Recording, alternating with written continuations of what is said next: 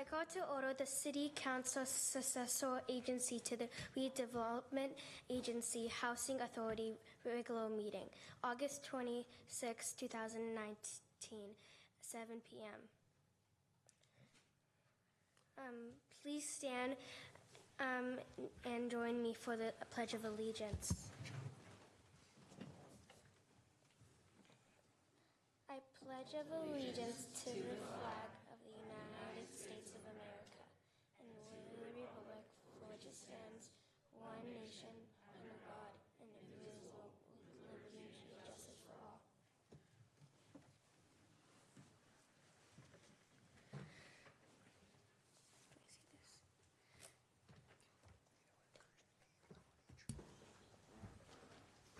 I'm Emma Marks, and I'm mayor for the day.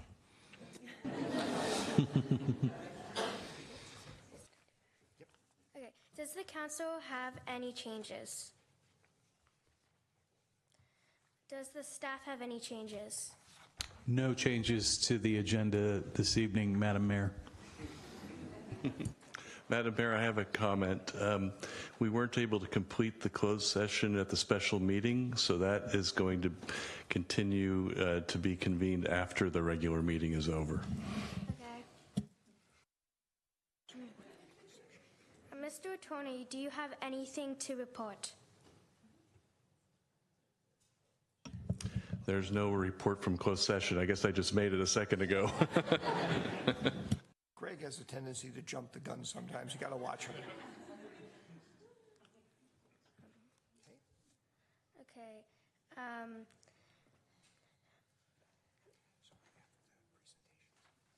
Presentations. 5A. Receive a presentation from Colorado on state legislation to protect water agencies.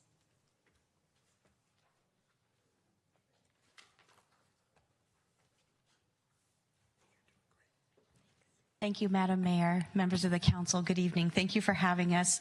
My name is Shannon McGovern. I'm the Community Affairs Specialist for California Water Service. And what I'd like to speak to you today about is something that is very, very important to suppliers of drinking water and water for firefighting, and it's affecting water suppliers all over the state. So what I'd like to do, excuse me.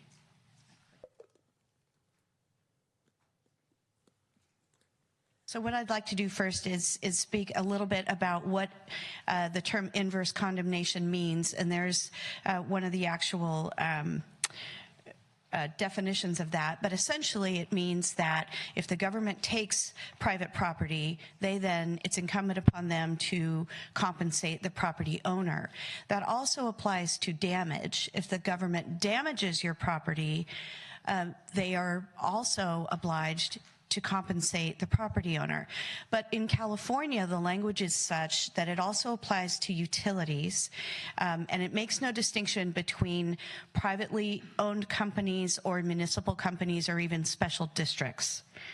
So that is, and that actually is a quirk in the inverse condemnation language in California and Alabama. Those are the only two states in the country that have that language that applies strict liability to a utility. So here's a brief definition of strict liability, and I will give you a very recent example. I won't go into the details of both, but if you'll see here on the left of the screen, the 2008 freeway complex fire was started by a disabled vehicle, and as the fire progressed, it destroyed a pumping station for the Yorba Linda Water District, making them unable to pump water to fight the fire. So under the strict liability standard, even though a superior court had found that they did nothing wrong and they were not negligent in their maintenance, they were still held liable and made to pay upwards of $70 million to compensate for the loss of 12 homes. And so you can see how this would be extremely problematic for even municipal water companies or even small companies to have that liability regardless of fault. So as a result of that, a coalition was formed, and it is a rather diverse coalition made up of drinking water suppliers, labor, and other organizations to come together and protect California's water providers, which you all already are aware is the lifeblood of every community and essential first line of defense for firefighting. So this is a little bit more information about an amicus brief that was filed in the Superior Court on behalf of the Yorba Linda Water District. And you can see on the left that American Association of Water Companies, I'm sorry, I typed that wrong, the League of California Cities, the California State Association of Counties, and CSAC Excess Insurance Authority all signed on to implore the Superior Court not to hold a blameless water company responsible for a fire that they did not start. So these are some of our coalition partners, and to add to the list of cities that have joined on in Northern California, we recently had the city of San Mateo. We have the town of Portola Valley. We also have the SAMCITA organization and multiple chambers of commerce from throughout the state. Those are just a few in Northern California. We have many more in Central and Southern California that have joined this coalition and added their voice to the legislature to urge them for reform. Now, it's very important that I make the distinction about what this is and what it's not. We are not here requesting that the city sign on to endorse any piece of legislation. There is no language that exists right now. We have no author for said language. What we are asking the city to do is to join us in encouraging the legislature and the governor's administration to act and involve and engage very simple, common sense, and narrowly focused reforms. We're not seeking a constitutional amendment. What we are seeking is a legislative fix to language that is strict liability based, and what we are advocating for is a fault based. So by all means, if a water company is responsible for starting a fire or contributing to the damage that a fire does, by all means hold them accountable. And we're advocating for that. They should have wildfire mitigation plans in place, and Cal Water does. However, if they're damaged in a wildfire and it's found that they had no negligence at all, it's not right to hold water companies and drinking water providers under a strict liability standard. So we're urging a fault-based standard be adopted. There is a letter of support that I've submitted to you and you have in your packet. But if you, just to be succinct and to get right to the point of what the request is, the last paragraph of that says, we respectfully encourage the legislature and administration to implement common sense reforms that make clear public drinking water providers are not responsible for the damage from fires that they and their facilities do not start. Such a narrowly tailored reform would not unduly affect the rights of homeowners or other fire victims in other circumstances, while at the same time it would ensure the continued safety of California's drinking water and reliability of our fire protection systems. So I'm happy to answer any questions that you may have. Oh, excuse me, I beg your pardon. I should also introduce our district manager, Ross Moylan. My apologies, Ross.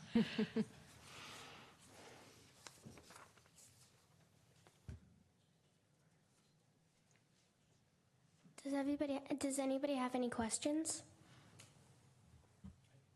Thank you. Thank you, Shannon. Good evening. I guess I agree in spirit with this, but I'm just wondering if there is no agency or entity that financial responsibility can be assigned to, and the legislature narrowly redefines whatever the standard is, when there's a major fire and there's major losses, how does all the repairs get paid for? Who does the cost fall back on? Does it fall back on the general taxpayer or what? No, not necessarily. That depends on who is ultimately found liable for the fire.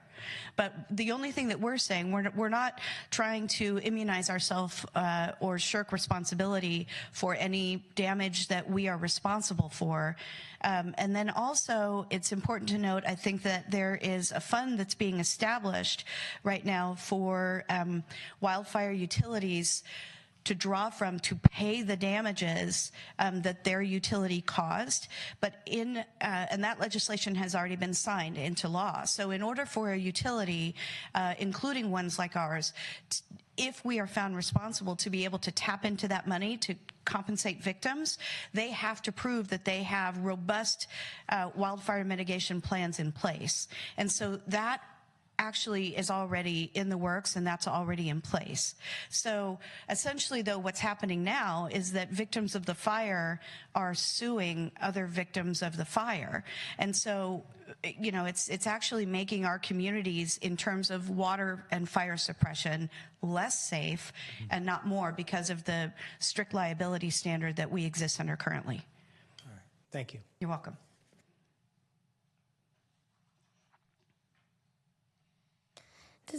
Does anybody else have any other questions? Thank you. You're welcome. Thank you, Madam Mayor. Enjoy your time today.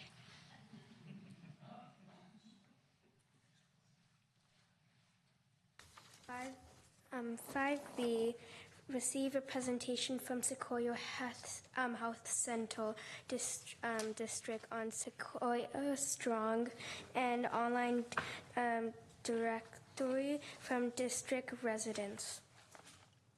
Good evening, City Council. Thank you so much for having me tonight. My name is Kat Bottini. Can you hear me okay? This is falling a little bit. Okay.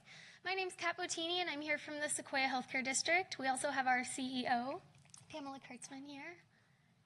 Louder? Okay.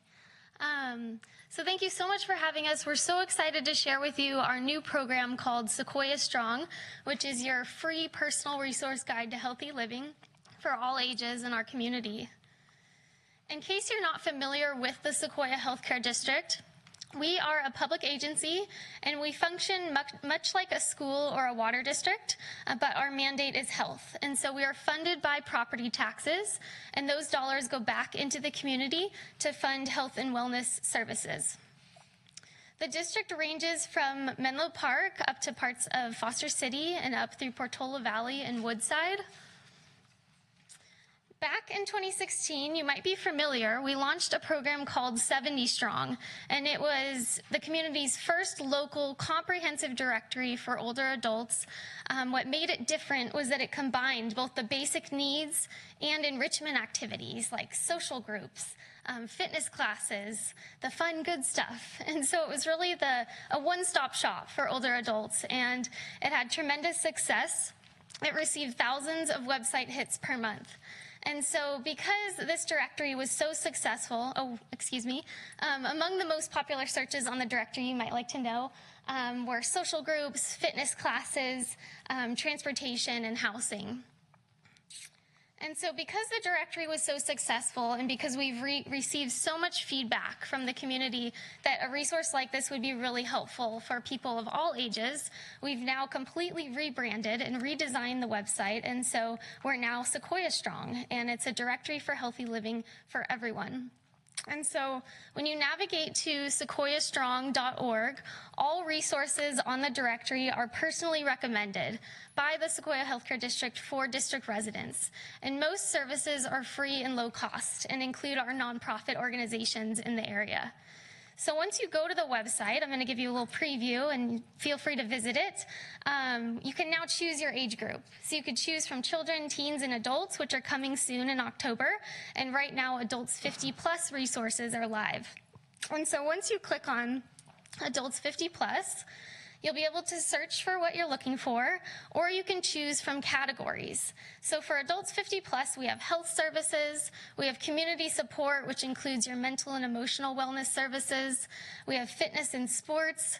Independent living is all the things that older adults need to live independently in their own homes for as long as possible. So we have transportation, nutrition resources, home repairs, things like that.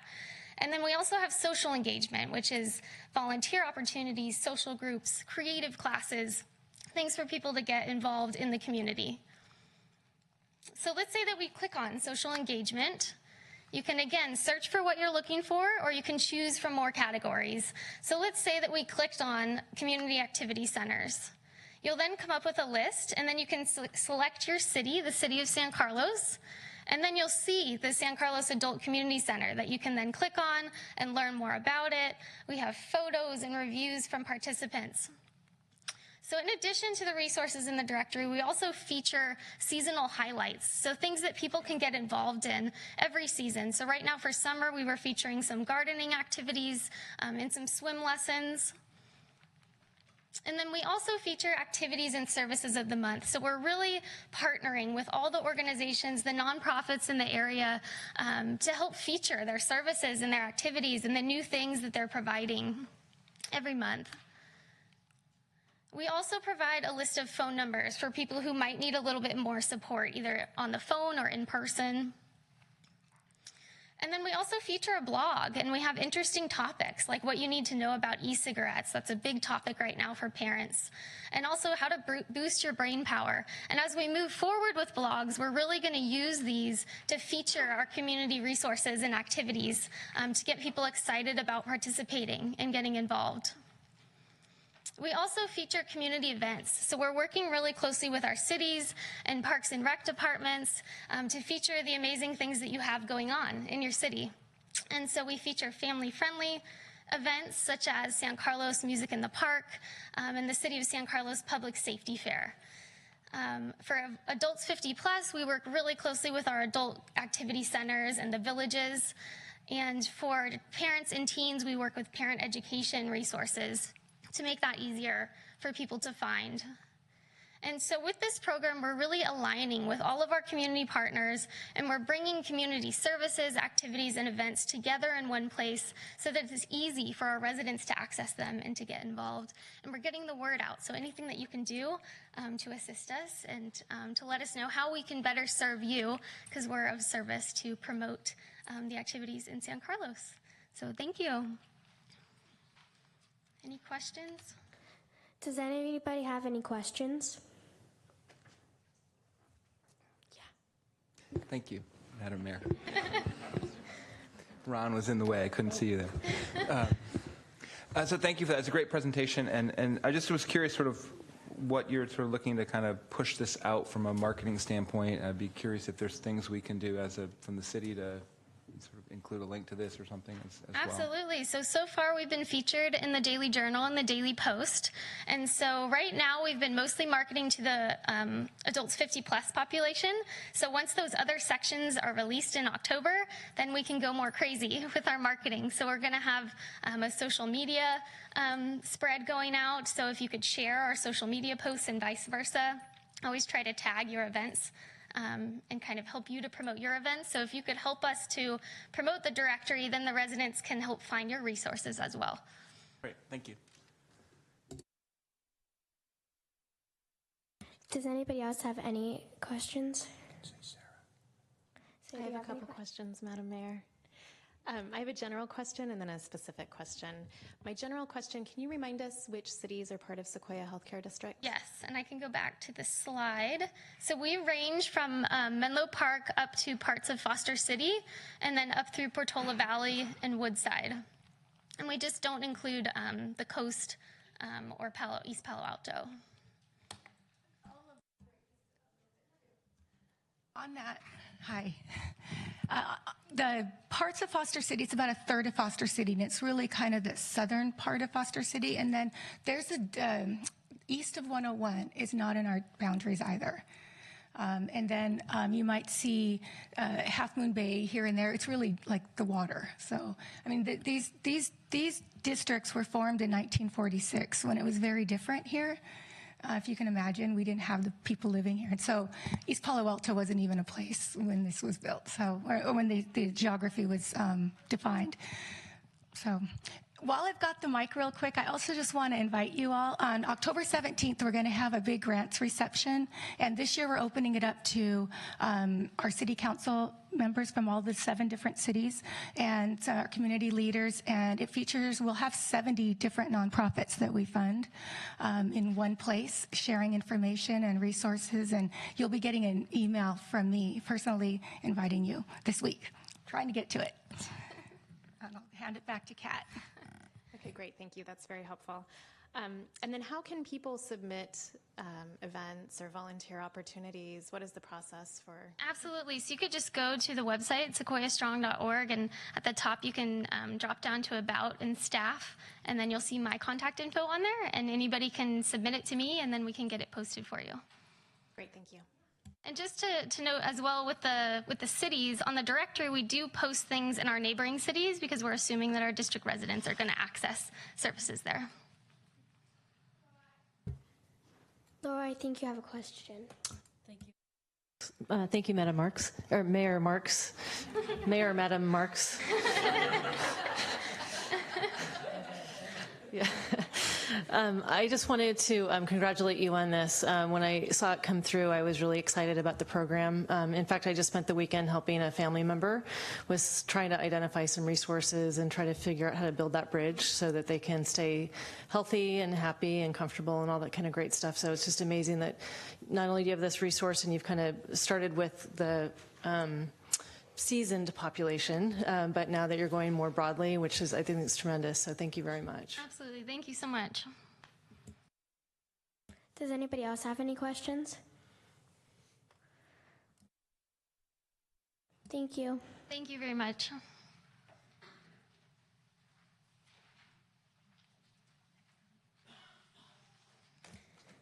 Item 6, public comment. Persons wishing to address the City Council on matters not on the post agenda may do so. Each speaker is limited to 2 minutes.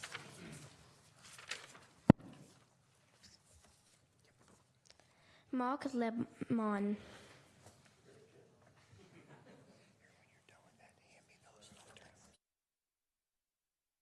Thank you, Madam Emma Marks. How did you say it? Mayor Madam Marks. Madam Usel. Okay. Hi, my name is Mark Lemon. I'm here representing Angela Farrell, who is the owner of a parcel in San Carlos at the corner of Oak County Road and Quarry Road. And in 2011, the zoning was changed to light industrial from mixed use for the area that is mostly warehouses, but it also has a 6,000 square foot building of offices. And according to the descriptive of light industrial, this building cannot be used because it does not fall within any of these categories. Cabinet making, ice cold storage, fruits and vegetable packing. And the problem we're trying to do is we want to amend the text. And so I got the forms today to do that. I actually have one of our prospective tenants with us. But just to show you, we've created a bunch of foam boards. The area is right here. And originally it has a karate studio there now, but if they move out, they're not allowed to move back in, or we're not allowed to have that kind of service. Right, thank you. We're not allowed to have that kind of service in there ever again. We've talked to several people done in planning, and we've gone back and forth, but we found that our only solution is to amend the text of what is described as light industrial so that we can incorporate the office that sits on that property. I mean, if I have a couple seconds left, I could have the prospective tenant talk about what she wants to put there, because specifically it says we cannot address music or any kind of artistic performance.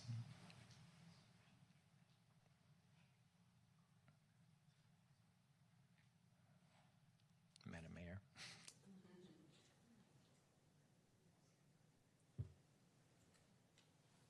The mayor just asked me to clarify for you that your tenant can submit a card if he or she has not already done so tonight and come up and speak as well. Oh, perfect. That would be great. Thank you. You probably see this again.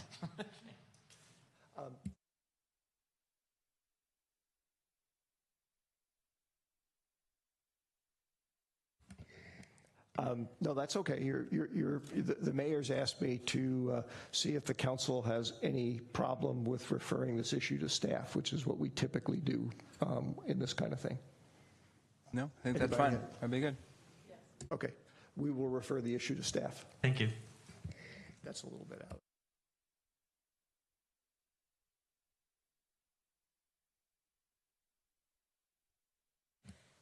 Raza Peruske, please come up.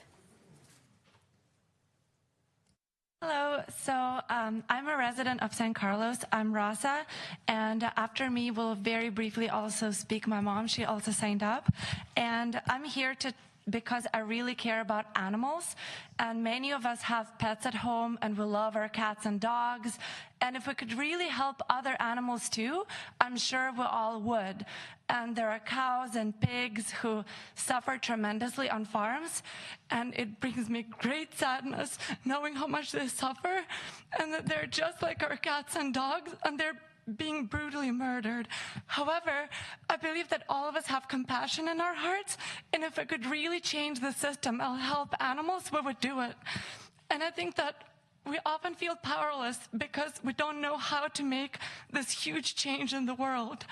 However, I'm a part of animal rights group, and I have many of the people here with me in blue shirts, and we're trying to change the world, but it starts locally. And I feel just so happy knowing that we have a roadmap to change the world for animals. And we are on the brink of passing California for a ban, and it started locally with the city of Berkeley passing that. And if we can only do something like that in San Carlos, that will pass the Animal Bill of Rights and help animals, it would just be so important to me. And I will try to set up meetings with all of you and see what is realistic. What can we do for the Animal Bill of Rights? Give people like us the right to rescue animals. Because Wayne here is facing felony charges for trying to rescue animals who are dying. He rescued a dog from Yulin who would be murdered just like the other dogs. What are we doing to cows and pigs? I've seen Dominion. It's a movie where animals die right on camera. It is so hard to watch, but we can change the world. This is the next social justice movement is animal rights. We're not powerless. We have power to change the world. There used to be slavery. Women couldn't vote. And now animals, they deserve compassion, same compassion as we deserve. Our cats and dogs, the way we love them, I believe we also love other animals. We just feel powerless sometimes. So I really believe that we can start locally. We have the roadmap, just like with the fur ban. So I look forward to talking with you and addressing your concerns and seeing what is realistic for us to do. And granted, I'm an animal rights volunteer, so you might think that I have a very specific perspective. However, my mom, she eats meat, and she's here to say that she also supports Raza, the Animal Bill of Rights. Please move to wrapping up, please. Yes, so I'm done, and my mom, or when she's called, I'm not sure if she's next, but my mom will say that she eats meat, and she also supports the Animal Bill of Rights. So thank you so much for your attention.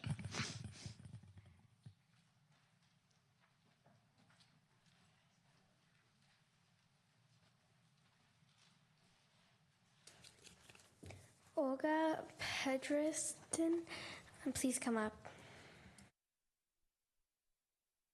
I'm senior manager at medical device company, very realistic look in this world. But I totally support my daughter, whatever she said, and I totally support Bill of Animal Rights. Olga, would you please address the council, not the community? Thank you. I'm sorry, Madam Council. So I really support what Raza said, and I really support introduction of Bill of Rights for animals. Thank you very much.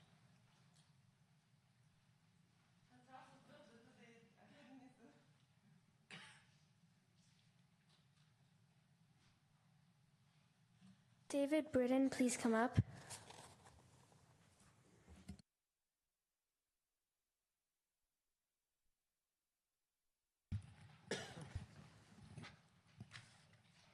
Hi, My name is David Britton. I'm a resident and a business owner in San Carlos. I'd like to start by thanking the Council for recently passing a resolution that asked Congress to put a national price on carbon. Action at a national and international level is critical to combating climate change, and action is the key word. We know that human emissions of CO2 are warming our planet. The science is settled. Taking action now needs to be our focus. I'm here to ask that we look at local action that will reduce the future carbon emissions from our community, and as an added benefit, it will save money and lead to safer and healthier homes and businesses. Every 3 years, the state updates building codes. As part of this process, cities can enact REACH codes that raise the standards for new buildings.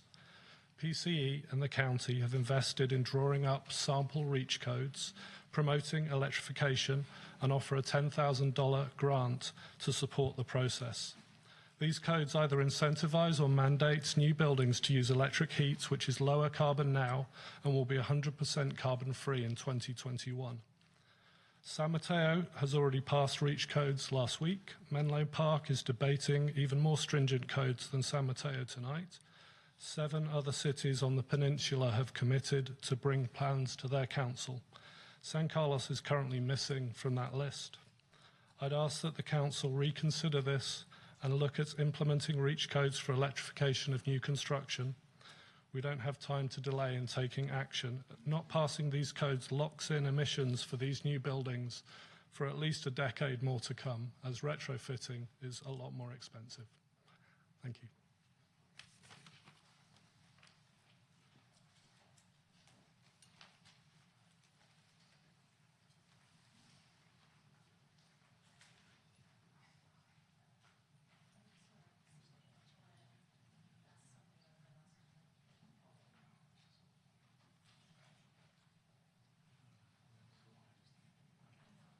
Or do you have a question?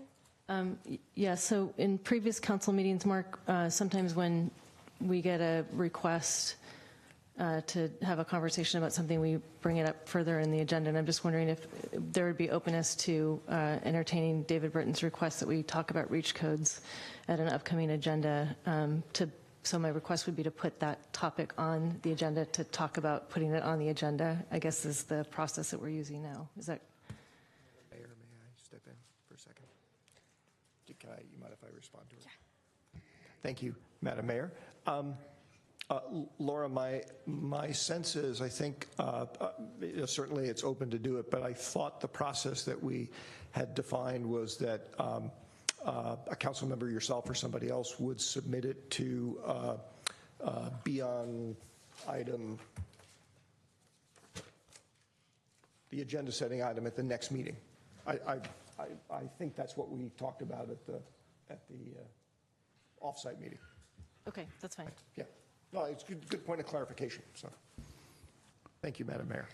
So if I can interpret that, any council member can ask for an item to be placed on under the agenda setting heading. So we'll take that as the request to do that, and we'll put that on the agenda setting for the next meeting. Yeah. Thank you. You're right. Sorry, you don't need to submit something. Well, thank you, Mr. Malton. Doug Silverstraw, please come up.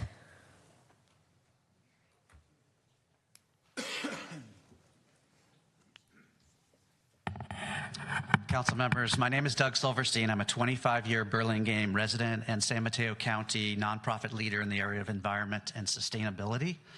First, thank you for your time tonight, and thank you for your service to the community. My message to you and other local officials in the area is from my learnings working with council staff and community leaders at Burlingame, the county, and Peninsula Clean Energy. Addressing ecological and climate crisis is daunting, but city leaders like yourself, when they act now, both at the strategic level and at the climate action level, global warming can be mitigated, and cities have a large part to play in mitigation of climate change. At the strategic level, cities need climate action plans, or CAPs, to meet their 2030 greenhouse gas emission reductions and eventually their 2040 and 2050 reductions. I know San Carlos will soon begin working on a climate action plan, And with a well-crafted and comprehensive cap, you can absolutely address two large areas of emissions, which is energy and transit. So I encourage you to adopt a strong climate action plans. At the climate action level, one action within the energy category of a climate action plan is green building codes, as Dave Britton just talked to you about, and specifically REACH codes. The REACH codes presented from PCE and the county to your communities were what some people call gavel ready. They've been vetted legally and technically by the county and PCE and consultants, technical consultants. Many who have invested in this have done so to create minimal risk for councils and staff to adopt these. They make buildings safer, healthier, cheaper, both to build and to operate. So my request, let me add that if you approve them now, they will last for 3 years. And quite possibly, a majority of all of the cities plus the county will adopt these REACH codes. So San Carlos, in fact, may be in the minority if they're not adopted. So in closing, I'll close with an analogy. Like waiting to put money in your 401k, the longer you wait to invest in climate change, the more you have to catch up later. So acting now is like saving at a young age. And with climate change, you're doing it for your heirs or the next generation, which I think is appropriate because we've got the youth in the room today. So I encourage you to start investing in climate change today. One, by crafting a strong climate action plan, and two, by introducing and adopting strong REACH codes. Thank you.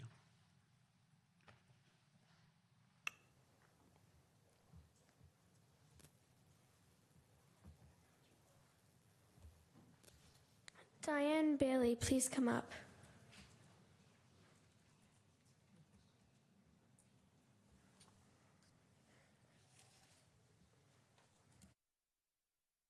Good evening. Thank you. I just picked my daughters up from soccer practice, so excuse me. My name's Diane Bailey. I run a small nonprofit called Menlo Spark. This is Audrey. This is Violet. We are working towards a carbon-free and climate-safe future for the region, and so I want to note support for the comments from my colleagues David and Doug in support of REACH codes for clean energy, clean and healthy and safe homes and buildings throughout San Carlos. This is a really important policy that's being discussed all around the state, but really we're at the epicenter of the movement here in Silicon Valley, where our clean energy agencies are supporting this effort for clean and healthy homes. That's Peninsula Clean Energy and Silicon Valley Clean Energy, as well as San Mateo County. They have provided model gavel-ready codes. Why are we doing this? Well, part of the motivation is because we're in a climate crisis right now, and I know that a lot of people don't like talking about this subject, but it's really important. Having a climate-safe future for our next generation is super important, and I want to share a couple of comments that were in a recent op-ed from San Jose Mayor Sam Liccardo. It was published yesterday. So Mayor Liccardo notes that June marked the planet's hottest June in recorded history, followed by July, the hottest month in recorded history, following 4 of the individually hottest years in recorded history. That's a lot of heat. July's heat melted more than 197 billion tons of ice in Greenland and ignited devastating fires in the Amazon as well as Siberian forests. And at home, we brace for progressively worsening wildfire seasons here until within a few years, our attention will focus on the larger threat of rising seas. In response to this existential crisis, we are not finding the leadership that we need from our federal government. In fact, our federal government is really mired in inaction and ridiculing the climate crisis, and we need action from our local cities. We know that our local cities contribute 70% of our global greenhouse gas emissions, and so the solutions and leadership needed to confront this climate crisis will come from our cities, and we hope from San Carlos. Over the next half decade, electrification presents our greatest opportunity to dramatically reduce our carbon footprint. And thank goodness Peninsula Clean Energy is providing clean energy for us to do this. They're providing 90% carbon-free energy, soon to be 100%. Diane, could you move to wrapping up, please? Carbon-free energy throughout the county, including San Carlos. I'm here asking for your leadership on this important policy and also noting that it will save builders and homeowners money to enact the REACH codes. Thanks for your consideration this evening.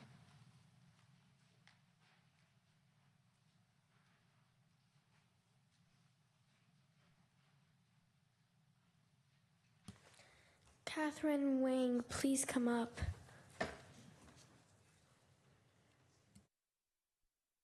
All the councils and the members and also mayor, thank you for the opportunity that I can address the issues that earlier Mark presented is 151 Old County Road. The zoning that we currently we're not allowed to do that. But I wanted to address to you what we're doing here. We actually focus on learning school center for after school hours and some weekend hours for demonstrate environment for the children for classical dance and also traditional art, music, and also we provide languages in Chinese and English languages, history or social value.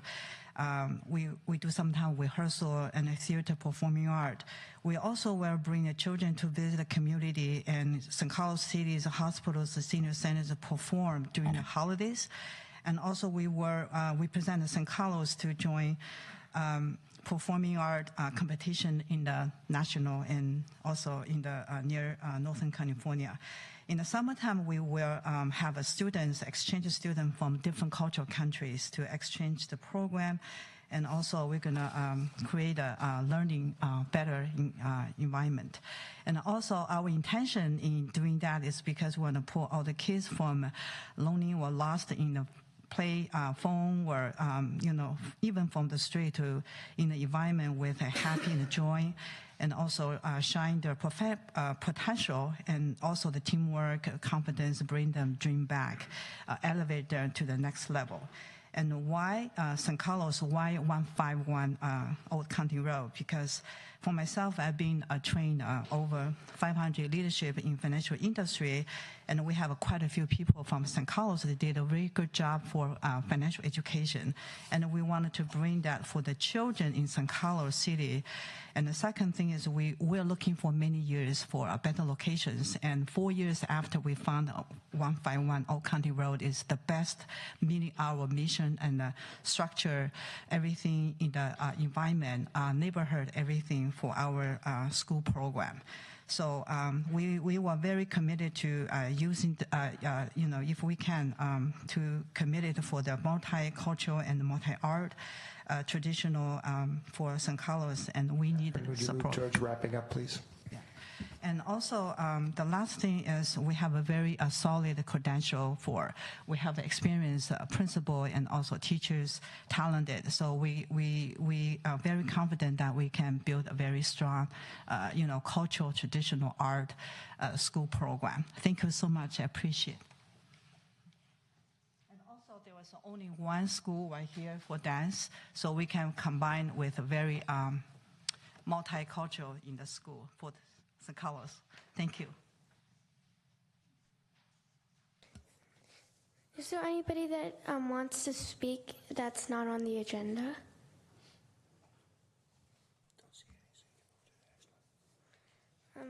Council communications and announcements.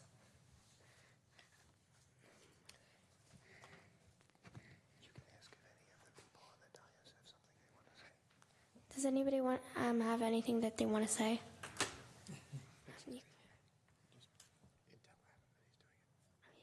I can let Sarah go first, either way. Okay.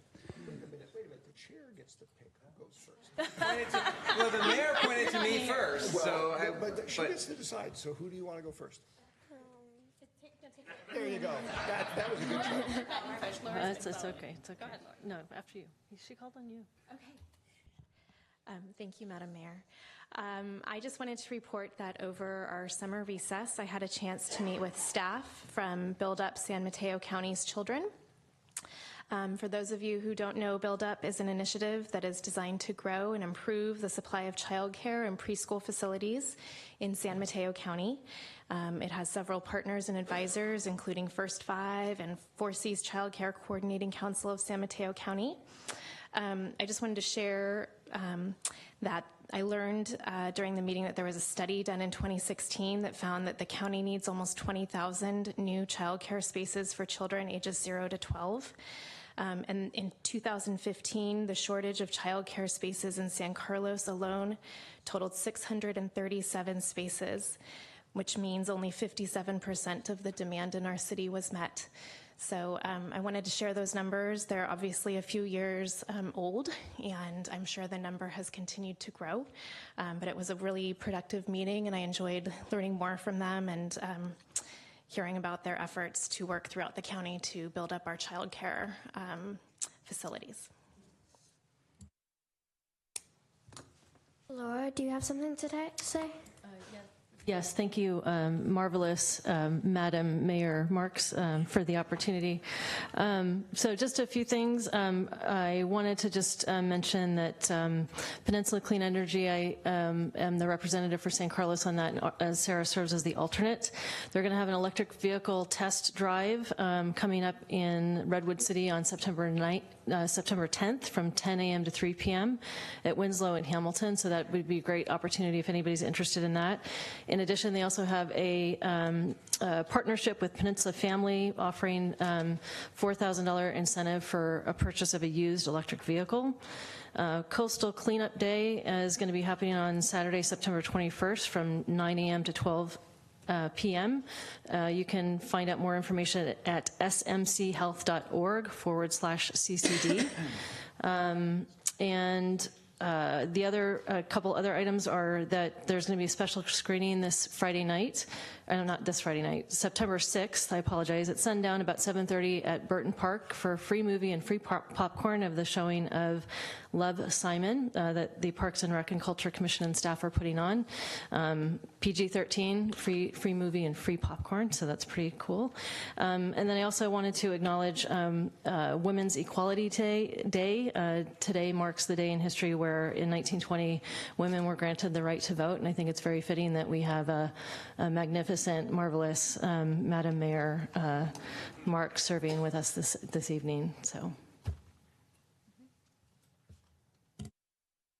Adam, do you have something to say? I do, thank you. I just want to mention, I'm on the South Bay Waste Management Board, and there's some of you may know there's some changes in terms of the buyback program that happened with recycling. So a number of the recycling buyback centers closed over the last month or so, 6 weeks, and the Recology has also closed their buyback center now because of that, because they were getting overwhelmed. So you can still bring recycling back, but you won't be bought back. You have to essentially, you can drop off. But the board is going to look at, we've heard some from the community on that, and the board is going to look at the September meeting, any potential changes to that. But it's a 90-day restart, so it could be several months before that gets restarted again in terms of buyback. Does anybody else have anything else to say? You can go. Thank you. Thank you, Madam Mayor. Anyway, it's great to be back after a nice summer break. Just a few things. I had an opportunity to interact with a lot of city and school officials over the last several weeks. I was invited to attend the Mariposa School ribbon cutting last Friday night. It's a beautiful campus. It sits on what used to be my old, one of my old schools in town, Tierra Linda School. And they have just done a wonderful job there. So anyway, my thanks go out to Superintendent Harmeyer for inviting me to that. I also sit on electrification task force, and we had a meeting last week. One of the reports was that there's going to be about a 40% increase in people living close to the Caltrain corridor by the year 2040, which just makes the electrification and high-speed rail even more important. Some of you may have noticed that there are poles now going up along the tracks in San Carlos that is clear indication that the electrification project is moving down the peninsula. Service, they call it revenue service. I just call it passenger service for electric trains. Is scheduled to start in August of 2022, so that's just 3 years out. Also wanted to recognize a couple people. My wife and I went to the summer concert series, went to a couple of concerts at Burton Park over the summer, and I just want to thank Amy Newby and her staff for the wonderful job they did. A couple of great concerts, extremely well attended. We had volunteers from the Parks and Rec Foundation there, and that's a very popular program, and I'm looking forward to going to more next summer.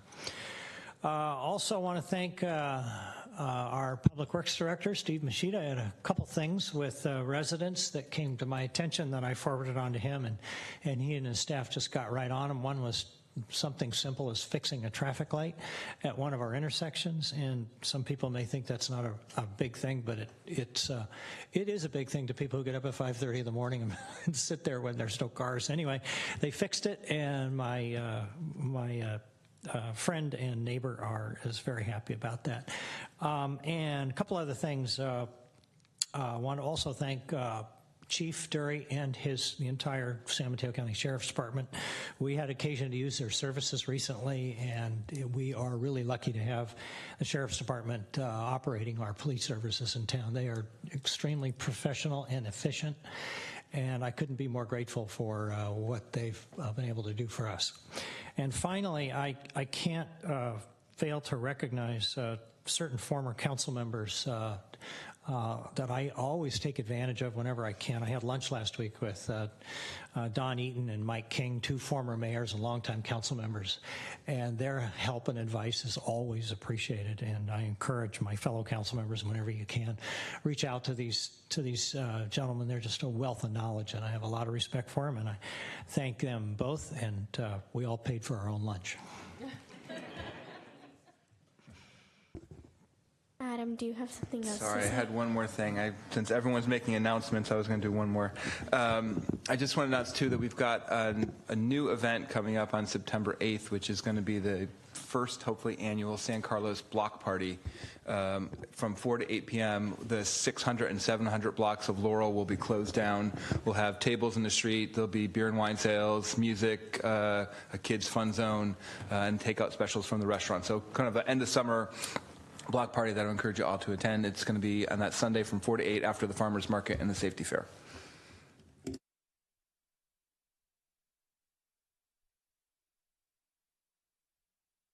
Do you have to say something? Oddly enough, I do, Mayor Marks. Thank you. Actually, I have two things now. One, I will just briefly remind several of my colleagues, or a couple of my colleagues, that I believe when we had our offsite discussion about meeting protocols, the point of this section of the agenda was brief announcements. Longer announcements come at the end. So I do have one thing I wanted to mention. There is an opening to be filled by appointment on the San Carlos School District Board of Trustees.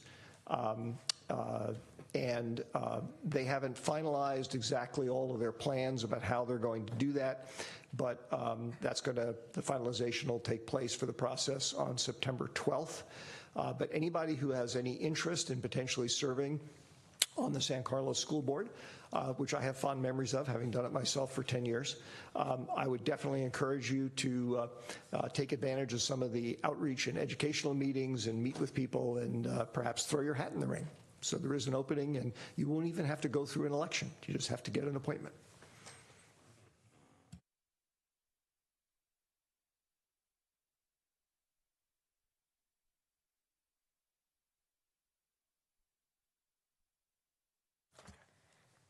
Menady Roman.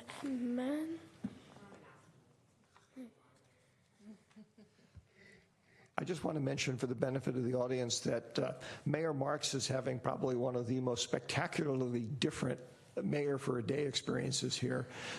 We very rarely have people comment on the consent calendar, so thank you for doing that. It gave me a chance to explain to her how that works. I'm so happy to give you this experience. Thank you for your time, all of you, this evening. My name is Mindy Romanowski. I live at 927 Elm Street. I am a land use attorney. I practice with the law firm. I'm a partner with the law firm of Jorgensen, Siegel, McClure, and Flegel in Menlo Park. But I'm here tonight on behalf of clients of mine, Bay Area Capital Partners, LLC. They own 801 Walnut Street. It is the property immediately adjacent to your recently approved affordable housing project located at 817 Walnut. On your consent agenda tonight, you have before you items 8C and 8E, the ability to approve minutes from 2 city council meetings, June 24th and July 8th. Regarding the project that was approved at 817 Walnut. And the purpose tonight of my comment is really simple. It's really just to request that the city correct what appears respectfully to be a clerical oversight, whereby at your June 24th council meeting, you directed staff to modify the resolution for the project to work on noise mitigation measures. And unfortunately, I don't believe the directive is reflected in the formal project approval documents. There's language in the there's video showing this request. There's also minutes speaking to you all directing staff to work on mitigation measures. And also the developer did acknowledge that he would move forward to build a solid wall to attenuate noise and some other mitigations associated with that. So I believe this is really just a friendly sort of request to make that clerical correction.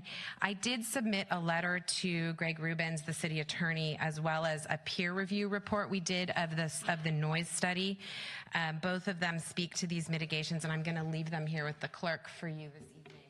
And tonight, I know time is short, so really my request is just to avoid future confusion and respectfully request that the city consider agendizing a revised resolution for a future meeting to rectify the oversight. Really, the resolution would include specific project components recommended by the noise consultants that the developer agreed to, but we just want to memorialize that in writing, to include the wall, the solid wall along the property line shared with my client, complying with the recommendations of the consultants, and ensuring that it has the right rating to attenuate sound and ensure that the noise is mitigated and not a violation of your noise ordinance, which I know it's not intended to be. So thank you so much for your time.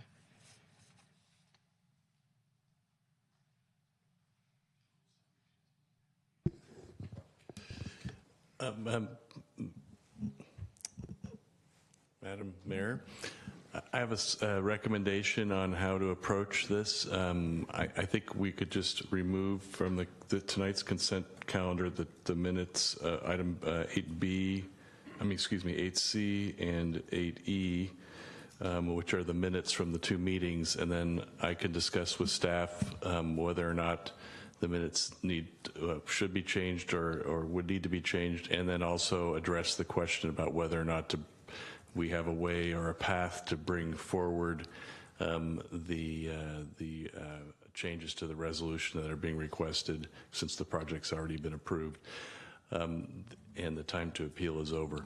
I did, in response to some questions today, just to add in, I checked with staff and Al Savet, and the plans have the wall, the mitigation that was described as a mitigation, but it's actually, the plans now reflect that the wall is going to be installed as was discussed at that last meeting. And it's the technical rating issue is really a staff issue, I think, because we didn't get to that level of detail. And then the issue of the compliance with the noise ordinance is just goes without saying. The lift and project has to comply with the city's noise ordinance.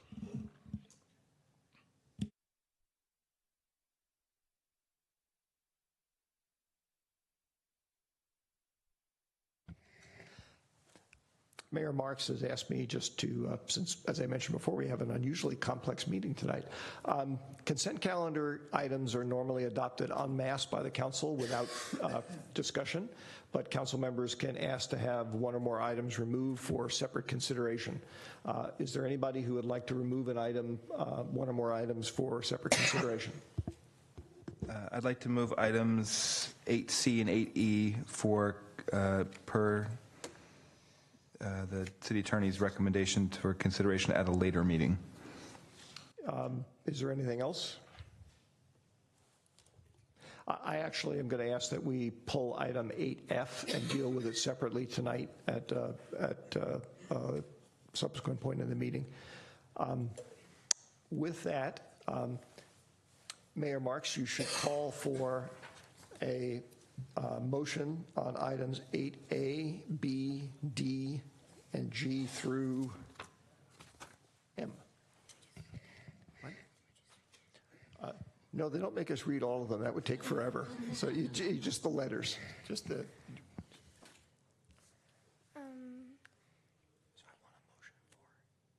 I want a motion A, B, D, G, H, I, J, K, L, M. You're asking for a motion, or you want a second? No, I think she wants a motion. All right, I'll second that motion.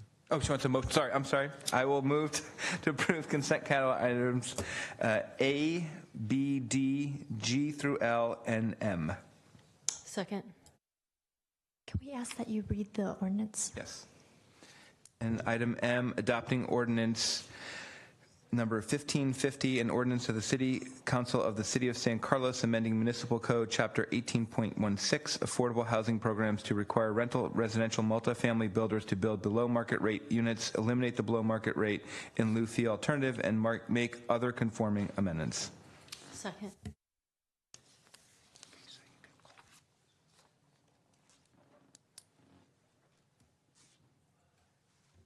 Crystal, can you call the roll? Councilmember Collins? Yes. Councilmember McDowell? Yes. Councilmember Palmer Lohan? Yes. Councilmember Ratt? Yes. And Chair Obert? Yes.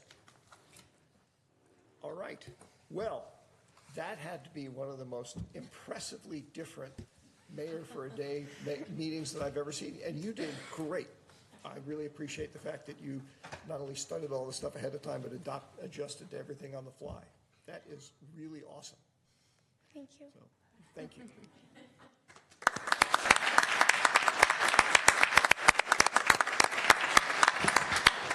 I'll give the mayor a chance to make a couple of comments here too, but I also just want to say that I had the opportunity to spend most of an entire day with Emma and her mother, Roberta, right? Thank you. And we toured a whole bunch of different city departments, and I've done this a couple of times before. I have to say that the questions Emma asked were pretty amazing.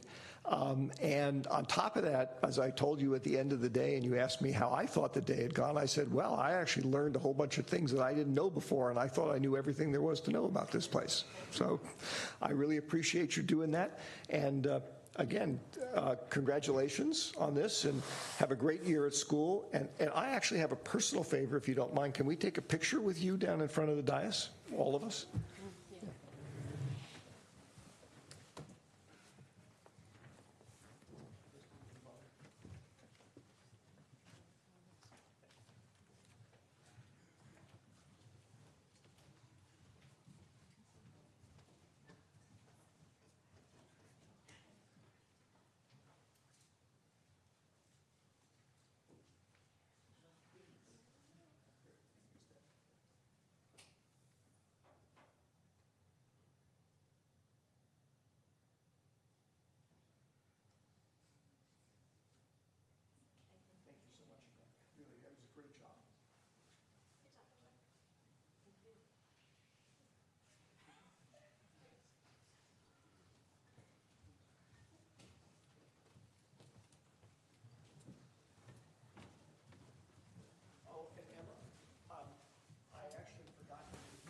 Something you're welcome to. Ron normally corrects me when I make those kind of mistakes because I do it all the time, but he was being polite to me tonight. So is there anything you want to say? Okay, that's fine.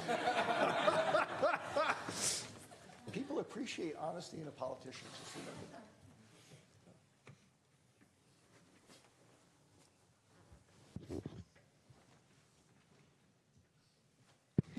All right.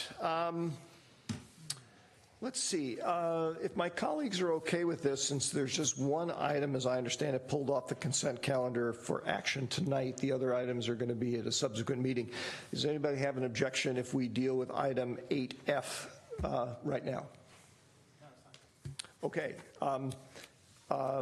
Since I was the one who asked to pull this off, I actually don't need a staff presentation on it.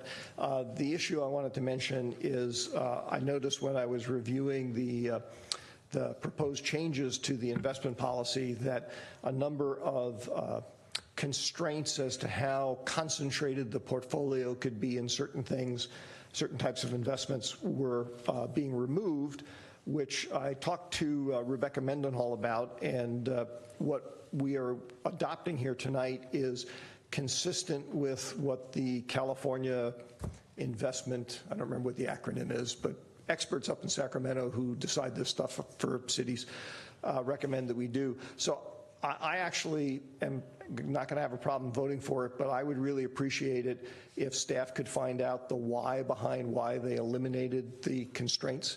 And just as an FYI in the future, for me, I always get nervous when people eliminate investment constraints, because San Mateo County had an experience a few years ago where the treasurer, actually invested more money than I think he was supposed to in Lehman Brothers paper, and that didn't turn out so well.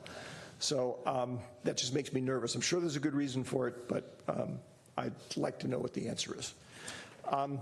So with that, is there a motion to approve item 8F, adopting a resolution accepting and approving the annual investment policy? Mr. Chair, I will move that we approve item 8F. Is there a second? I'll second. There's a motion and a second. Any further discussion? Any public comment on the item? If not, Crystal, please call the roll. Councilmember Palmer Lohan? Yes. Councilmember McDowell? Yes. Councilmember Obert? Yes. Councilmember Collins? Yes. And Councilmember Rack? Yes. Motion passes.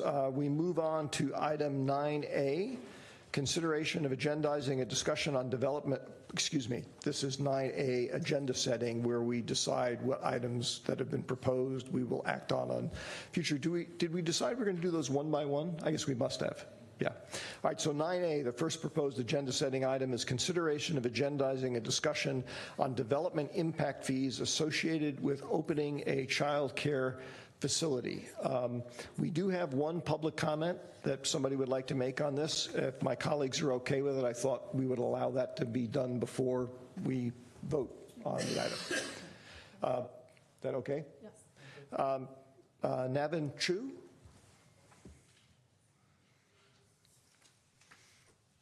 And you know the thing about 2 minutes and all that stuff. I'm much tougher on that than Emma is. So. Absolutely. Good evening, Mayor and respected council members. I'm here just to, I know this is on the agenda, and I'm hoping this will get finalized to be on the agenda for discussion. And I think the Madam Mayor, who was here earlier, and Council Member Sarah, and as all of you have mentioned, the City Council recognizes the need for childcare. We have the use permits, we have the building permits, so my only request is if there is a way this can be, the impact fee could be waived or reduced, which will enable us to get to the childcare and help mitigate the demand in any small way. And second is if there is a way for me to get a conditional building permit, which has already been done, so we can get the work started. And really thank you again for all your support and time. Thank you, sir. Thank you. Greg, as I recall, we have to be careful about not discussing the item, because what we're really discussing here is whether we wish to discuss the item at a future meeting. If I can, I'd like to pose one question, which if you can't answer, you can't answer. And that is, given that there's somebody who actually is looking for a specific reduction, if we were to take up a discussion and it resulted in something happening, can it be applied to that, or is it only applied going forward? Well, it depends on what decision you make in the future, because it could, because he has My understanding, he does not have the building permit, because to get the building permit, the fee has to be paid. So he's at that point in the process right now. The two possible ways, I've looked into this because this was on the agenda. This is just informational for you, not intended for discussion. But the way the ordinance for the traffic impact fee is set up is that the council sets the fee by resolution. The ordinance itself has exemptions as well for public use, certain public uses. So there's two ways you can review this. One is you can look at the fee resolution and then create an exemption in the fee resolution if that's, or a reduction if that's your intention. And the other is to amend the ordinance and that to create a new exemption. And if it's your request, we can bring both methods forward to you at the future meeting. They both take about the same amount of time to bring forward, because a fee change requires a 60-day notice and an ordinance takes about the same amount of time. Okay, thank you. Again, with the caveat that we can't discuss the item, does anybody have any other questions of staff before we, or ask questions to clarify this or questions of staff? I have a question. Sarah. Thank you. It's my understanding that council discussed this, and you can cut me off if I can't talk about this, back in 2017, and there were several kind of low-hanging fruit options with childcare. Can that be part of the discussion as well, or do we need to tackle those separately? You mean some other aspects of the fee ordinance? Other aspects of incentivizing the establishment of childcare in San Carlos? Yeah, I'm just hearing from the man, and I think they are separate and distinct items. This is just one aspect of the traffic impact fee ordinance is what's being discussed tonight. Which, as however Greg told us before, when Laura brought up something, doesn't mean you can't ask to have this. But you can ask to have it put on a future agenda for agendizing. Agenda setting at the next meeting. Okay. All you have to do is say you'd like to. So. Okay, I thought I had, but I can do it. I think I requested childcare in general, but I can do it again. Did we miss something? Did something fall through the cracks? That's a question for Jeff, I think. It's okay. I think we were having a conversation about a specific case, and it's fine. Yeah, are you talking about today? No, this was a couple weeks ago. Yeah, maybe it fell through the cracks then. Okay. With that, I guess call the roll in each one. Yeah, you can make a motion whether to agendize it. Yes. Would anybody like to make a motion on agendizing this for a future meeting? I'll move to agendize this item for a future meeting. Is there a second? Second. Crystal, would you please call the roll? Chair Obert? Yes. Councilmember Palmer Lohan? Yes. Councilmember McDowell? Yes. Councilmember Rack? Yes. And Councilmember Collins? Yes. Okay, so that item will be added to a future agenda. Item 9B, consideration of agendizing a discussion on a constitutional amendment to limit public agency settlements containing non-disclosure covenants. Questions about that, or Greg, is there any comment you wanted to make to clarify that or enlarge upon it, or what? I think my understanding of this question relates to a procedure under the Brown Act that certain settlements that require the consent of the other side before they are finalized are not required to be reported out of closed session. However, the terms of the settlement can be requested by a member of the public later. So that would I think that's my understanding of what the constitutional amendment being discussed there is. And there is a recent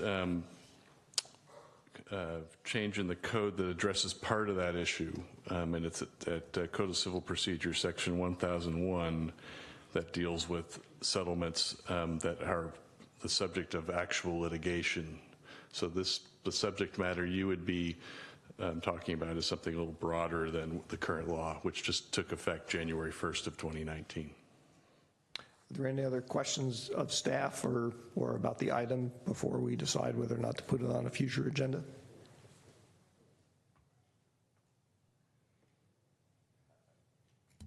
I guess I'm confused in what we're trying to do here with this one. We're just agendizing a discussion on this constitutional amendment. Is there any action potentially for the city on this, or that's where I'm not quite sure what. Yeah, where it's just sort of you're asking about whoever submitted this asked for to have a discussion about this topic. Since I was the submitter, and Greg cut me off if I go off reservation here. And by the way, I'll mention that I thought that at least some of these items, there was some sort of like explanatory text that was submitted with it. I know the ones I sent in had, and I did not see that anywhere in the agenda materials. So that, for future reference, that might help answer some of the questions. The intent is, as Greg mentioned, there is a provision in the law which allows a pathway for settlements to be reached, and the public might never know about them unless they ask about them specifically. And of course, if they don't know about them, they don't know to ask.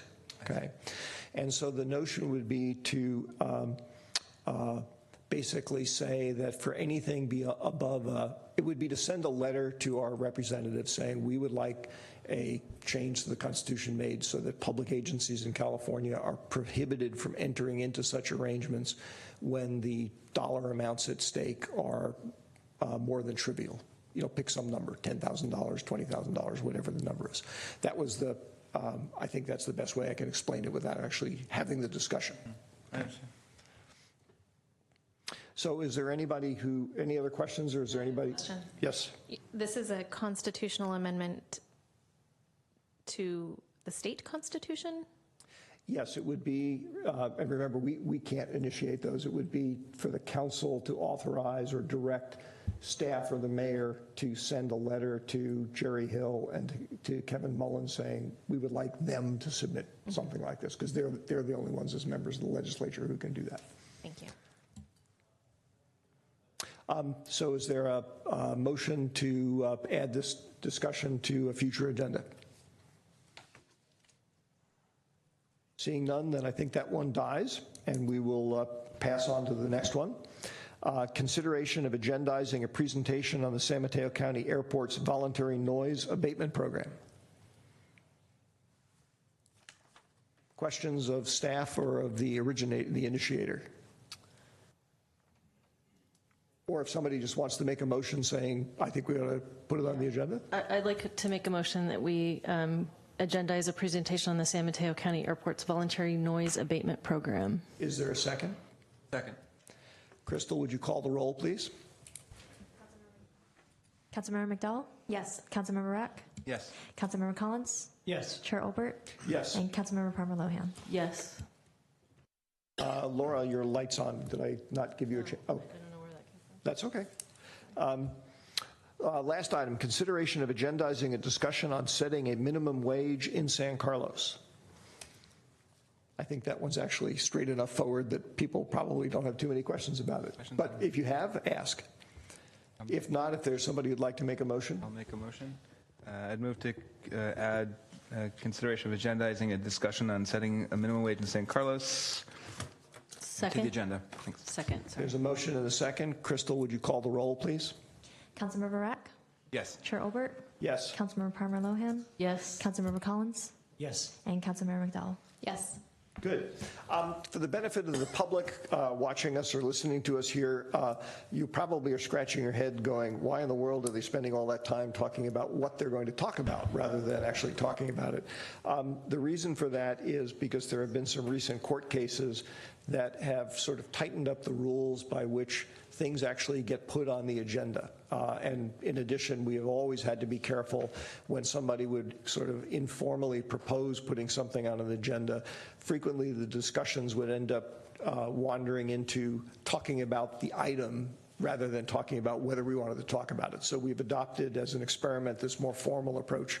And it takes a little bit of time to get through, but hopefully it's clearer to the public about exactly what we're doing.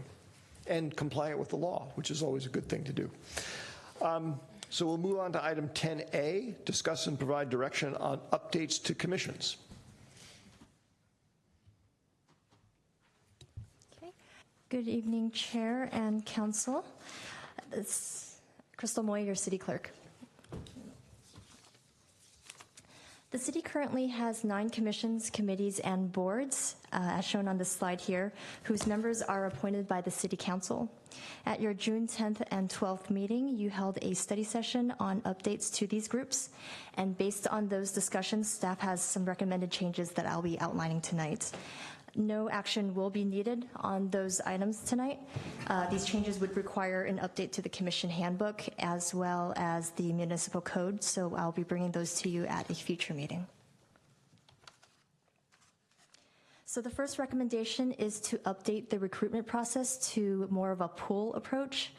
In the spring of each year, one general application will be made available to the public, and anyone interested in serving on a commission is invited to fill out that application and mark any number of commissions that they're interested in being considered for. At the end of the filing period, the council would conduct interviews and make appointments to the upcoming vacant seats, and it's at that time that council may also start an eligibility list that'd be valid for 12 months from the date of the interview. With this systematic approach, council could potentially build a pool of qualified candidates before vacancies arise. And that would eliminate the need for recruitments to be handled for any unscheduled vacancies that may occur during the year. Next, we're looking at updating the attendance policy in the Commissioner's Handbook to clearly define excused absences and to also set a process for leaves of absences, which also include parental leave. And then we're also looking at adding an additional role for the chair of each commission so that they be requested to prepare a quarterly report to provide to the council. That would include an update on the commission activities as well as member attendance. We'll also be requesting each commission or committee to conduct a mini retreat in the fall of each year. And at that retreat, each group would be required to review their quarterly reports as well as the council's strategic plan and provide suggestions on projects that they would like to work on in the coming year, and to also make some recommendations to the council on how they feel that council can reach their goals. Council will take these recommendations and suggestions into consideration at their strategic planning retreat. And then for the reappointment process, staff will provide council with an attendance report for each commissioner or board member when they're being considered for reappointment. Staff would also recommend that council establish a standing commission subcommittee to review reappointments and make recommendations. The subcommittee could also potentially join staff in meeting with all the applicants in a group setting and to help narrow down the number of applicants that would be invited to interview with the full council. So these are the changes that staff are proposing. If you have any edits to these recommendations, tonight's a good opportunity to provide feedback so we can implement those. And I also wanted to note that the Parks and Rec Department also have some recommended changes that they would like to make to the Youth Advisory Council's bylaws. So those will be brought forth at the same time that we bring these other commission changes.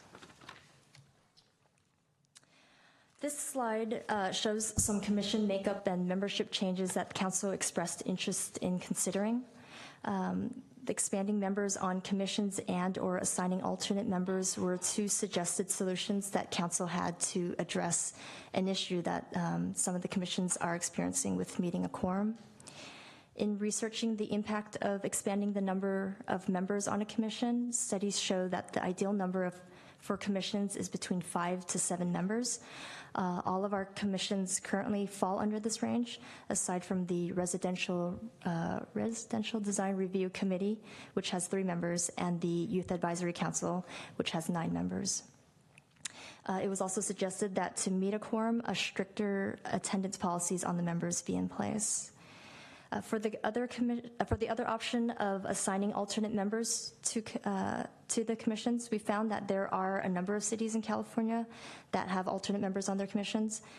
The majority require that the alternates attend all meetings and participate in the discussions with the regular members. The difference is that alternate members don't actually vote unless a regular member of the commission is absent or recused. COSTO also expressed interest in either extending or removing term limits for the commissions.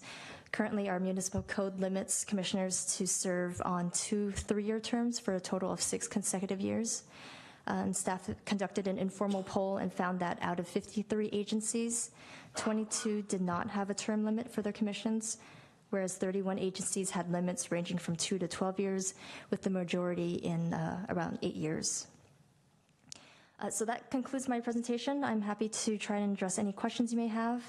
Otherwise, staff requests councilors to have a discussion on these items tonight and provide direction if you wish to proceed with these. Thank you, Crystal. I think before we get into questions from the dais and hopefully discussion, is there anybody from the public who wishes to comment on this item? I don't have a speaker card, but I just want to check. Okay. So questions for staff. Ron.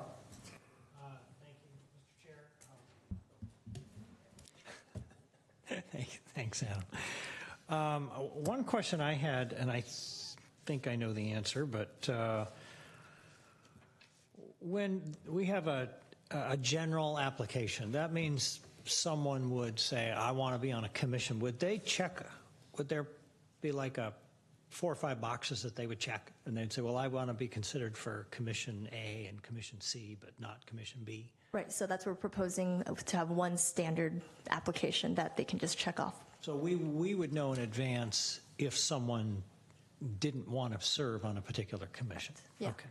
All right. And then the alternate members, would they be required to be coming to the meetings and just sitting in the audience? So it's really at council's discretion how you want to work that.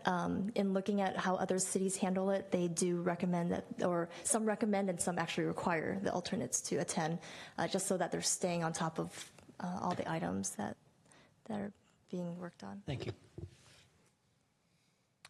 Other questions, or Adam? I just had one clarification, I think, because I want to make sure what Crystal said and Ron said, but I think you mentioned where if someone is an alternate commissioner, they would sit with the commission but not be able to vote, but participate in the discussions. Correct. That is an option. Yes. Okay.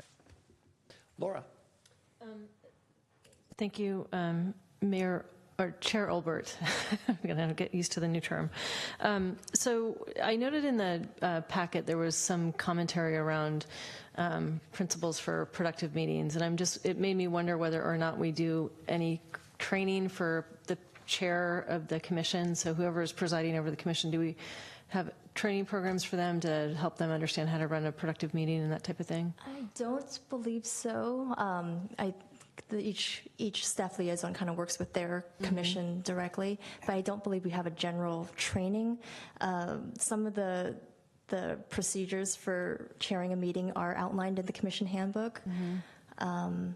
I have had some of them approached with questions before, but no formal training that we provide in general. But you do provide them with some information about how to run a productive meeting and keep things on track. Okay.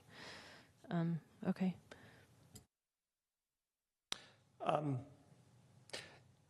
I don't have so much of a question, but perhaps we can start transitioning into the discussion phase, and we can always ask questions during that.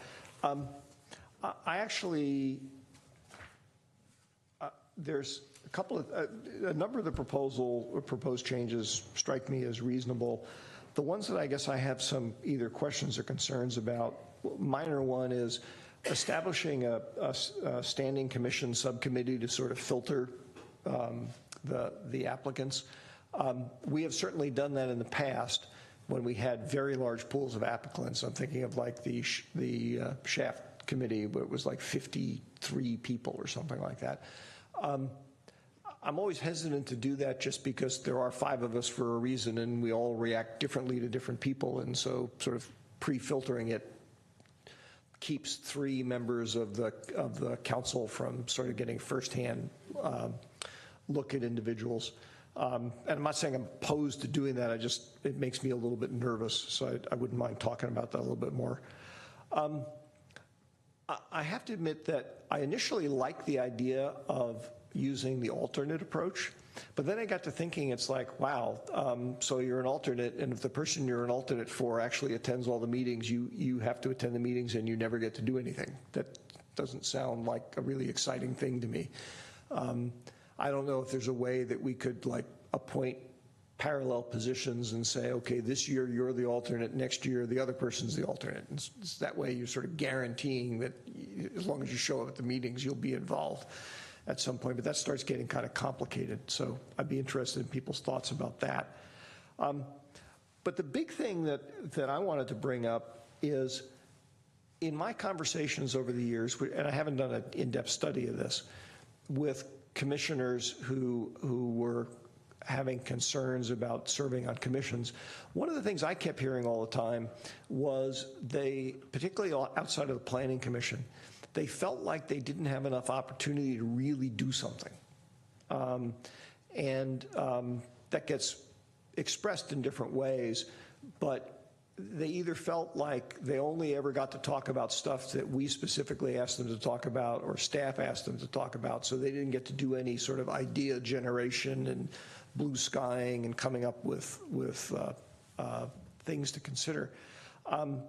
And so maybe part of the reason we're having difficulty getting commissioners to go to all of the commission meetings is it's just not a particularly rich experience. And maybe we ought to think about specifically allotting some portion of their time to say, yeah, I mean, if you're on the Parks and Rec Commission and several of you feel strongly, you know, just like we set agendas for ourselves, several of you feel strongly about a topic that falls within that rubric, even if staff or the council hasn't asked you to look at it, feel free to spend a certain amount of commission time on that. Now they wouldn't have decision-making authority, but they might come up with ideas that we might look at and go, wow, that's an interesting idea, let's think about that. So that's just some thoughts. Ron. I don't know how anybody else feels, but personally, I was wondering how the rest of the council would feel about sort of taking these items one by one. You may have random thoughts about lots of stuff, but I might have specific thoughts on each item. You know, I mean, the recruitment process, I get that, but the attendance policy, I'd just like to hear some opinions on that, offer some. And then if we could, I don't know if we get consensus since it's a study session item, and then kind of move on to the next. Anybody have any thoughts about that? Or do you want to just take them in random order and just offer general comments? Well, I guess I was just offering some sort of general comments about some of the specific ones myself. I actually don't necessarily see a problem with sort of doing a little bit of a mixture of both. I mean, as I said, I had like that last comment I was making, it wasn't anywhere in here, okay? But I wanted to bring it up because I'd like to see if anybody else shares that view. But I also think that there's not a problem with going through the specifics of what staff has suggested that we think about. It just, you know, by definition almost, if you do that, you're bound to only consider the things that were put before you as opposed to things that you might have that you want to bring forward. So I suppose we could come back to, I'm just saying informally follow the outline. Are there any other comments or questions or thoughts from the dais? I mean, Adam? Sure. Just a point, Mark, that, or I should say, Chair Olbert, that you made about the subcommittee. I think I hadn't thought about that, but after thinking through, I mean, I would agree with you that I think it's something we should maybe have further discussion on, because I'm not sure, you know, having two people decide who gets to come forward is the right approach for that versus the whole council. And to be fair, I mean, like, as I said, we almost did it, the earlier council did it almost in desperation, because with 53 people. Right, I think with certain instances that you highlighted with the shack, I think that makes sense. When you have 53 people, you can't go through all that. You'd be there for days. But I sort of, in terms of regular course or regular process, I would be supportive of having a discussion about that and see where that might not be the best approach. Jeff, did you have something you wanted to say? I was just going to add two things. Your comment earlier, Mr. Chair, about the involvement of the commissions in idea generation.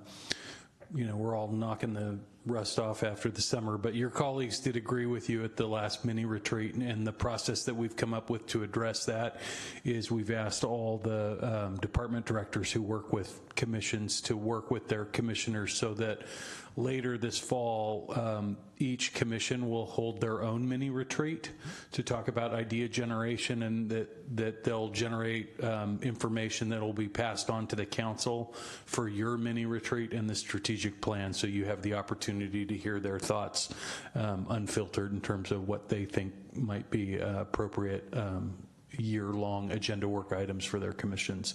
And then in terms of the subcommittee, I was just going to add a little bit more detail about the process we went through last time. One of the things we're thinking is that if we do combine recruitments, that we will be generating larger numbers because we'll be recruiting for all the commissions at the same time, so that we will be in the 20, 30, 40, maybe 50 person range in terms of applications when that's all unified. But what the council did when they did the committee interview structure, I believe, was they had the subcommittee do a cut and then make that recommendation to the council, so that the council blessed it and had the opportunity for the other council members to recommend adding or removing anybody from that list before we did the interviews, so that the full council got a bite at it without having to necessarily fully focus on it like the subcommittee did. Isn't that what we did? Something to that effect? It is what we did, but I will also point out, I think I was on that subcommittee. I was actually grateful that I was on the subcommittee because in effect, unless somebody had very strong feelings about somebody that we had not put through the filter, past the filter, what were they going to do? I mean, that's where if you don't have the interaction, you don't have, so to a comment Adam made, I think when there's a big pool, it's sort of like something you do when you have to do it. It's not what I would do as an ordinary course of business. Sarah. Thank you, Mark. I really like the idea of having the retreats. I think that's a great way to generate ideas. I also wanted to comment on something you said earlier, Mark, about the alternates. I feel like when I was serving on EDAC, 9 times out of 10, the absences were related to work commitments. And it was my understanding from Crystal's presentation that alternates would sit at the table, participate, they just couldn't vote. But I'm just kind of wondering, would we have like 1 or 2 alternates per commission, such that when there is an absence, that person would step in, right, and fill that seat? So they would be, usually on EDAC we had at least 1 absence each time, so I feel like the alternate might actually be busy. That's just and I do remember Amy's presentation from Parks and Rec Commission that a number of their meetings had been canceled due to lack of quorum, which would also keep the alternates busy and involved. Thank you for explaining. I had always wondered when people were giving me the feedback they did when I met with them privately.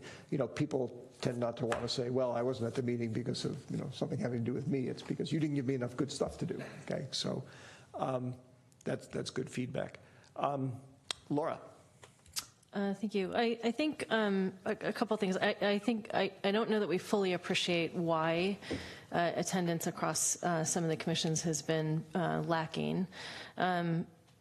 So in absence of that information, the specificity around that, I would suggest that I think that, again, as been already shared, that if the groups have something really meaningful to work on, and I feel like what's outlined in the staff report will give them that, right? So they have an opportunity to review the work on a quarterly basis up against the strategic goals of council sets. A report out, to council, I think will give them, something to work towards. When it comes to the alternates, the way that it works on the boards that we sit on is that if you're representing the city or the alternate, you always get the agenda packet, but you don't have to go to the meeting. I think it's a lot to ask somebody to expect them to go to every meeting and not sit there. So if there could be some flex around that and they model kind of what we're responsible for out in the larger community, that could be one way to handle that aspect of it. The subcommittee piece, I understand that I do like the idea of going to like one application and they check a number of commissions that they're interested in. when it comes to having a subcommittee, the request I would make is if we move in that direction, that we make sure we have really clear criteria to ensure diversity and inclusion. I think our community is very diverse, and I would just, again, like us to make sure that obviously the commissioners have the skill set that we're looking for, but that we also really strive towards ensuring that the seats are filled with a broad and diverse set of experiences and those types of things. Adam. So I think for most of these things, I think would be good to kind of move forward with in terms of the, we can start with the attendance policy, the quarterly reports, the mini retreats, reappointment, the standing committee I have some concerns about. Expanding, I think, is a good, and having 1 or 2 alternate members to potentially fill spots, and I'm not so sure about term limits, but I'm open to that discussion. I just want to add on, Laura, to your point, and more of a question to understand, if we're going to go to sort of a single pool, what does that application look like if someone puts planning and transportation? I mean, what kind of questions? I mean, what are we going to try to glean from that to determine they might be qualified? And I don't know if Laura, if you're the right person, but more if Crystal or Jeff or others might have thoughts on what they might imagine what that application would look like. Would be just a question to ensure we're kind of getting the right people for the right spots. Right. So we're looking at having the application include supplemental questions that would address all the commissions. So one question with a TNC specific question, one question with planning, just to kind of get a sense of more their background, their interests, and see if they would fit for that, be a good fit for that. And we also kind of gear the interview questions for council to address those as well. Thank you. Greg, as I was listening to the conversation here, a thought occurred to me, and again, thinking back to SHAC where we had 50 some odd applicants. Do we have the ability, when we have a very large pool of applicants, to appoint 2 separate subcommittees? In other words, say that these 2 council members interview 25 people and come up with 10, and the other 2 council members interview people and come up with 10, and then bring that whole thing back to the council. An interesting thought, but I think it's probably would be frowned upon because the 2 different subcommittees would be on the same subject matter, and then you'd have more than a quorum working on the same subject matter. Even though they were not ever working together. Well, I just I mean, that's the interesting part of it. I understand your point, but I'd be concerned that we'd have a majority working on the same task essentially, even though there might be a way to break up the it might put you in the position of having to prove that they had never collaborated, which would be hard. One thing that the council could consider in the event of really large application pools is maybe having a special meeting where you do a paper interview. You don't have the candidates there, but you all sit down together and just focus on the applications and make a cut as a group to that level, and then we invite them in for interviews at a separate meeting. Okay, that certainly sounds reasonable. Why don't we, if my colleagues are okay with this, why don't we sort of take a page from what Ron was suggesting a few minutes ago and kind of go down the list here and see if we have a consensus for or against various things, and then at the end circle back and say, is there anything else that wasn't on the list that we want to form a consensus on? So Ron, since it was your idea, would you like to walk us through that? All right. We'll start up at the top. I think there's general agreement on the recruitment process, unless I hear otherwise. Which is the idea of broad pool, general application, check the boxes, right. Specific questions for commission appointments that they're commissions that they're applying for. The attendance policy, I'm not really clear on what the Commissioner's Handbook says, so I'm wondering if that's something that we should talk about specifically. I don't remember seeing one when I was on the Planning Commission or EDAC, so. The handbook currently doesn't go into much detail. I think there's only maybe a paragraph on the section of attendance. So we would definitely beef that up.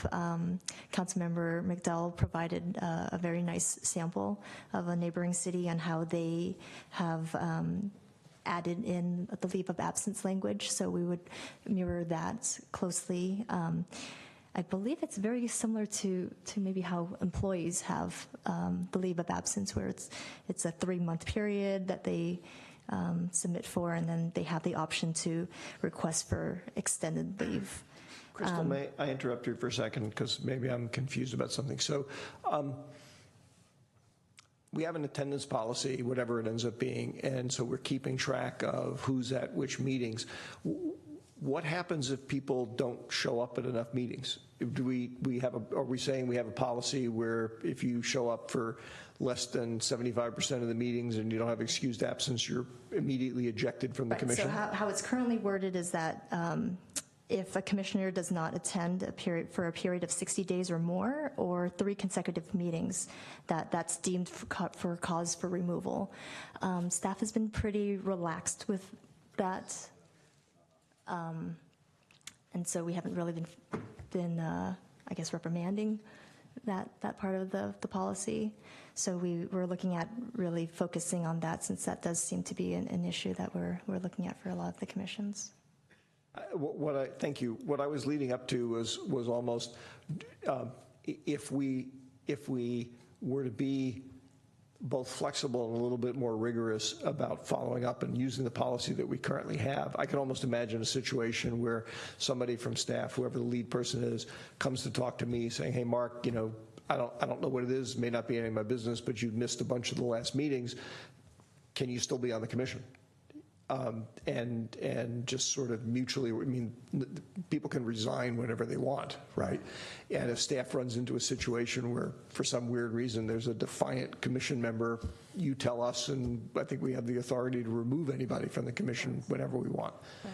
So we may not need anything more formulaic than that, or more formulaic than what we already have. You just have to sort of press the system a little bit more. Yeah, I don't think that particular aspect needs a lot of tweaking. One thing the council might think about is for the commissions that only meet 4 to 6 times a year, that language that exists now didn't really anticipate that. So when you say 3 consecutive meetings, that could be 9 months out of the year a commissioner hasn't come to a meeting. So we could look at making it a percentage. If you miss so many percentage of the annually scheduled meetings in a row, then that's the position you're in, as opposed to numbers. But it's a fairly minor issue, because, like you say, when it becomes if and when it becomes a real problem with a specific commissioner, we have conversations with them and ultimately would have to bring that to the council's attention. And you've asked for that information to be included in the renewal of existing commissioners if they choose to re-up in their appointment. And I think part of the proposal, or the idea staff came up with here, was that you would be reporting to us on a regular basis, like an attendance report. Okay, so if we started getting concerned, we could act. Right. Sarah. Thank you, Chair. I just wanted to add a little bit of color to the attendance policy of where I'm coming from, and that is with parental leave and family leave. And I appreciate Crystal and Jeff being receptive to updating the attendance policy in that regard.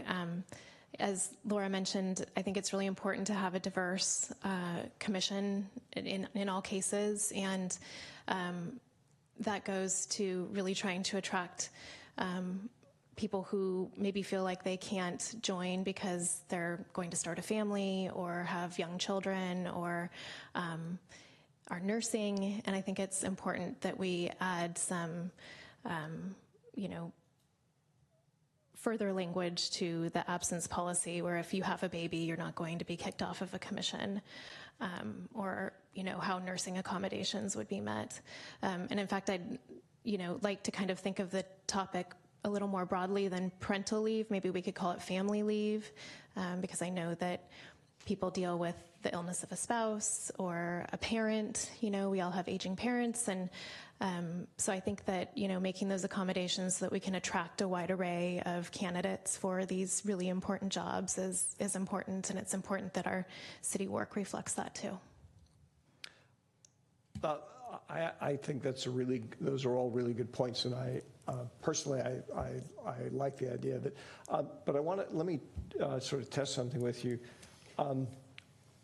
In my limited experience with this kind of thing, where things start getting difficult, if they get difficult, is when you try and define sort of the exceptions. And you used a word where, and I don't know how flexible we are as a matter of policy, but you know, to me, I would love to see us in our policies define a commitment to being flexible and adaptive. In other words, some of the things you were talking about, it's like, well, maybe instead of having the meetings in the evening all the time, I'm making this up on the fly, we do them in the morning, okay, for a commission, because the particular commissioners, that works better. And we task staff with being flexible about when that kind of thing gets done. I don't know if that would be more accommodating. It's just I worry a little bit about trying to define all of the things that sort of define what we mean to be flexible. And then if we've missed something, then we end up angering somebody because they're like, well, you left me out, you know, and we did, but it's not because we wanted to. It's just that we didn't think of it. So would we gain value by committing ourselves to be more flexible about how meetings are done, telecommunicating in to the extent you can? Does that buy us enough to make the universe of people who can participate bigger? Which is, I think, the goal of what you were saying. I'd have to think about that. I think that, you know, adding some color to the current handbook, it needs some updating. So, you know, I think when someone has a baby, not having to come in and formally request time away, that, you know, we can look at that as being more automatic, or I don't know. I'm sure Crystal will come back with some language. I don't want to sit here and draft it, but I take your point of flexibility in the commissions. I'm just not sure how it would work.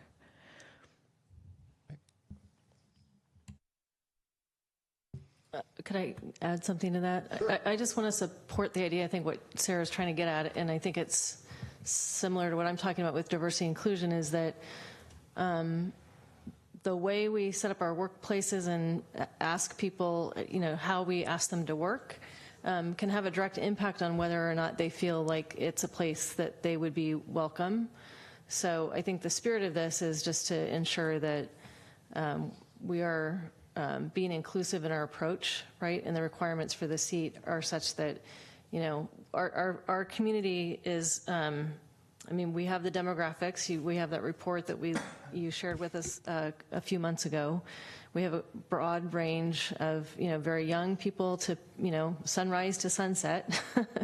And I think that the interest here is to want to make sure that anybody who may have an interest in leadership and wanting to serve their community knows that they can do that, and that they're invited to apply for an opportunity. But if there's things that, if we're going into an attendance policy that's very strict and very narrowly defined, that could inhibit somebody to not want to apply. So I think the spirit of doing some sort of a family leave, or, you know, aging parent, some of the larger Fortune 500 companies have very progressive leave policies, so we could look at some of those to try to better understand how we're the larger companies in this midst of war on talent trying to attract a diverse workforce. I think there could be some interesting language there that we could pull.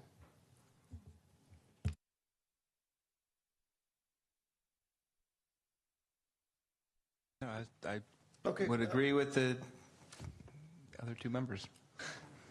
We should put something, and let Crystal and Jeff come back with something and do that. Pardon? I think we probably beat that part of it up pretty well. Let me continue? Sure. Okay.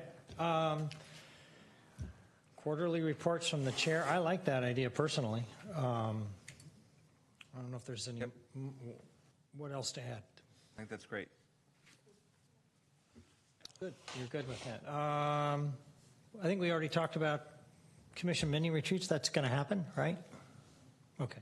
Can I inject one thing there? And I may be out in left field on this. When I heard Jeff just remind us about how that was going to work, I still have this feeling that the experience of being a commissioner would be a little bit richer if there was a way to ensure that they felt that they were not just being reactive to plans and stuff that we came up with, staff comes up with. In other words, that it's not just looking against, for example, it's not just looking against the city's strategic plan, but perhaps to some extent having the flexibility to suggest, hey, the next time you're thinking of updating the strategic plan, why don't you think about including this? I don't feel like any of us necessarily knows every single thing that should be considered. I understand not wanting to have it dissolve into, 5 commissions, each with 5 people going in 25 different directions, but somehow providing a little bit more flexibility for grassroots stuff would be attractive to me. I don't know how anybody else feels about that. Sorry, I thought that was the point of the fall retreat, so that whatever ideas bubble up from that would come to us in the winter for our strategic retreat. Yeah, and I guess it could be. Maybe I misunderstood. I thought the way I heard Jeff describe it, it was them having mini retreats within the context of the framework that we had established for them and giving us feedback on it, which Yeah. Actually, what we would be doing is asking them to have their mini retreat first before you have your mini retreat that gets you ready for the strategic plan, so that they could provide you with their input as you begin to set your own agenda as a council. So it's the opposite. It's them coming first with their ideas to you before you create a strategic plan. Okay, and so to give you an example, I think we all got the email from the gentleman who was newly appointed to the Parks and Rec Commission, who had a whole laundry list of ideas, which personally, many of which I thought looked pretty cool. So that would be a forum where they could discuss that as a group, filter it down, and send something up to us that we might not have asked for or even anticipated. That's correct. You would get sort of the list of the commission priorities as they see it, that you would then filter into your own priorities as you create your plan. Okay. I'm more comfortable with that. I had one other question. We used to have a council liaison to these commissions, did we not? Do we still? I was looking at what I... Yeah, we used to, and then I believe we removed it actually maybe just this past year. Looks like we have one still, transportation and circulation. Is that that's not for the commission? That's not TNC liaison, correct? Okay, well, my idea was whether or not we wanted to potentially include a council member on any of these mini retreats. I just thought of that, so no huge pride of ownership my there. My problem is, depending on the topic, I'd like to have 5 council members, and that would sort of defeat the purpose. It just occurred to me, so I don't know if there's any interest at all, but if that would be helpful to the process, or you think it might limit the free flow of information, or what? It's a thought. All right. I don't think anybody has any more thoughts on that, so I think that's telling me what I want to hear. Reappointment process. Council provided with an attendance report for each commissioner or board member when consider. All right, so currently they're just put on consent, right? Unless we say anything, they're going to get reappointed, and a current commission member doesn't need to reapply for his commission. Right. All right. Do we like that? I want to keep that? I hadn't thought of it before, but I suppose, one could make the argument that automatically reappointing commissioners doesn't necessarily increase the possibility for engagement by a broader segment of the public.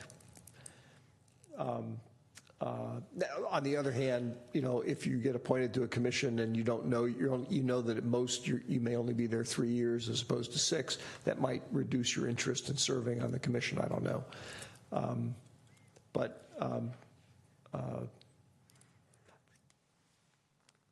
Well, I'm just thinking, you and I had an issue, not an issue, but there was a commissioner of several years back that was up for automatic reappointment, and it was a rather uncomfortable process because we were specifically calling out that commissioner and questioning whether or not that commissioner should continue. And I'm wondering if requiring a formal reapplication of every commissioner might not be a good way to do it.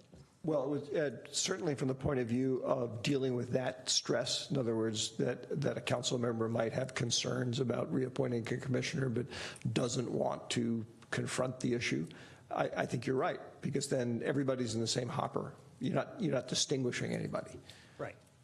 That's what I'm getting, and I'm just wondering if there's interest there in requiring everybody whose term is up to resubmit for reappointment.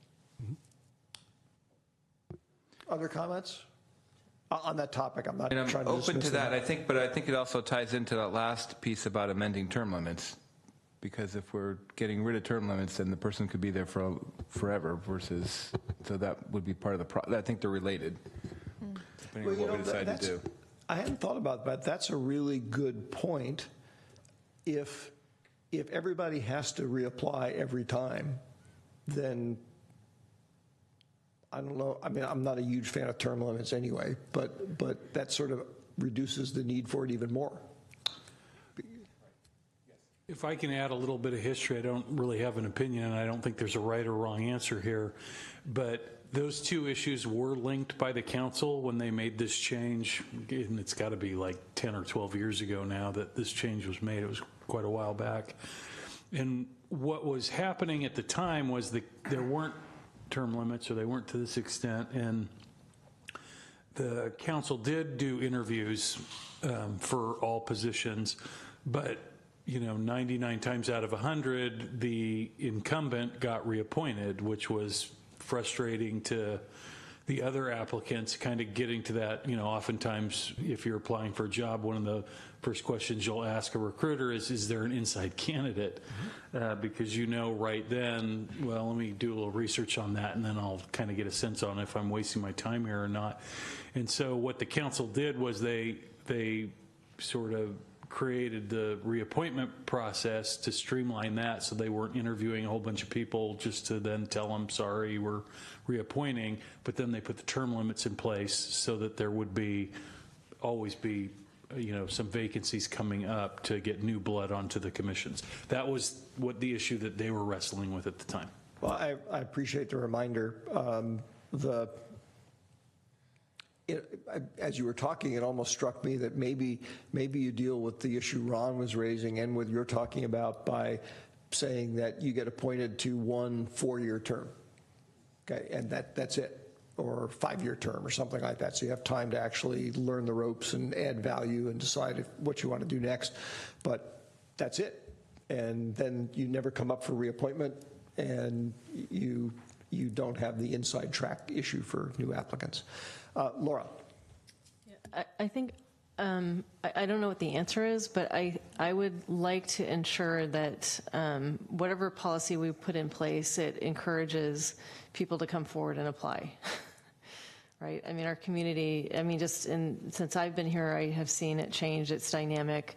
The challenges of our communities are going to change over time, and we may need different skill sets and perspectives as we move forward. And if it's always the same people all the time, I don't necessarily know that that's a good thing for us. So for me, the objective would be about, encouraging people to step forward and get that experience and share what they have to share in their leadership. Well, just thinking from past experience, it used to be a longer appointment period. Well, it was 3 years, and you could be appointed up to 3 times. Now it's a 2-year, or it's a 2-term limit. So what I was thinking about when we were talking about re-interviewing people is that we would couple it with potentially amending the term limits so that you would serve up to 3 terms. That gives somebody 9 years. I remember on the Planning Commission, I was grateful to have people who had been on 5, 6, 7 years because they had seen a lot of issues, and that institutional knowledge or that history that they had was helpful to the rest of us.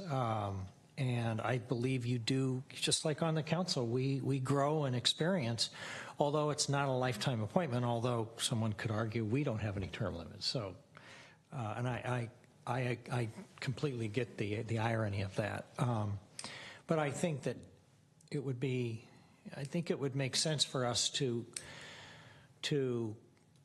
have people make their case to remain on. In other words, some of us are already appointed to certain positions in the county, and we have to reapply at the end of each one, and the rest of the mayors have to choose us, and whether or not we get reappointed is dependent on their impression of how we've done, and sometimes we have challengers, and I'm thinking that at least at this level, I would personally just like to have the option of re-interviewing a person, and it could be that that person has decided that maybe that it's not what it turned out to be. It could be that there are issues that have been developing that we're not aware of. And maybe somebody better comes along. We have an opportunity to improve a particular commission by changing people out. And on the other side of that, then we would reward those people who we believe are performing well and have made a positive and significant contribution, and who the staff thinks might be valuable in continuing on by extending the number of times that they could be reappointed. That's my thinking process. After listening, this is a very interesting discussion. I guess at the end of the day, for me, I think I'm okay with the approach we currently use, because it is kind of an unusual situation not to reappoint somebody. That gets into the sort of longer term thing. We don't, if we choose not, like as happened, if we choose not to reappoint somebody and we have this pool approach, then we may just turn to pick the next person in the pool, depending upon how we have that set up.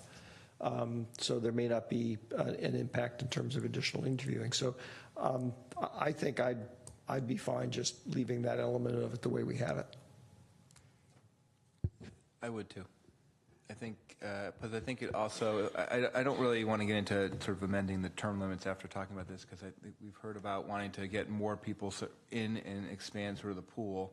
So I think if we were to look at expanding that number of limits on top of the number of terms, we're sort of eliminating the pool as well. So I think I like to just keep it like it is for now. And we still have the ability to not reappoint someone.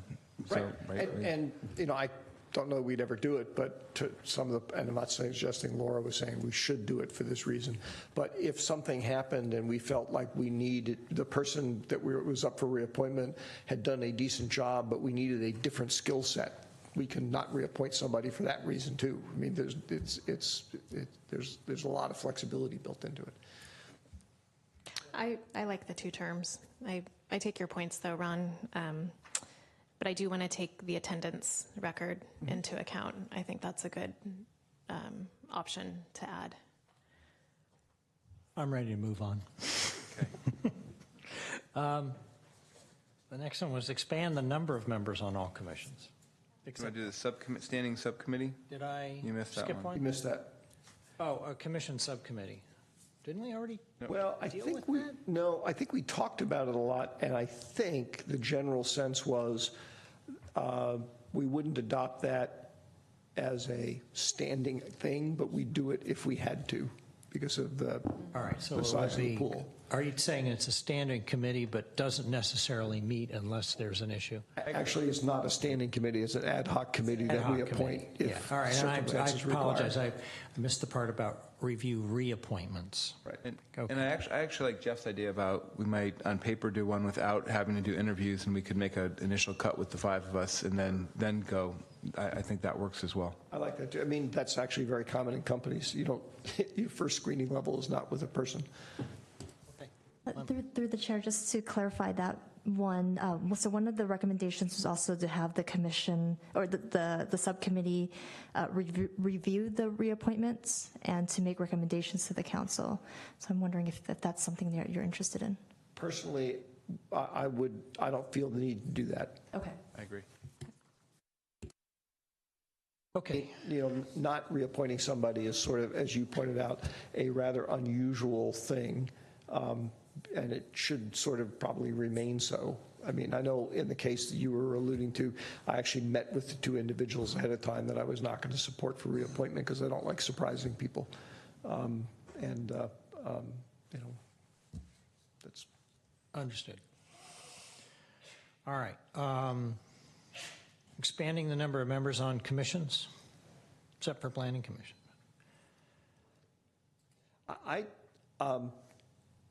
Most of the discussion I recall hearing was sort of around this one or more variants of the alternate concept, and I kind of like that better than just expanding the commissions. I like the idea of doing one or the other.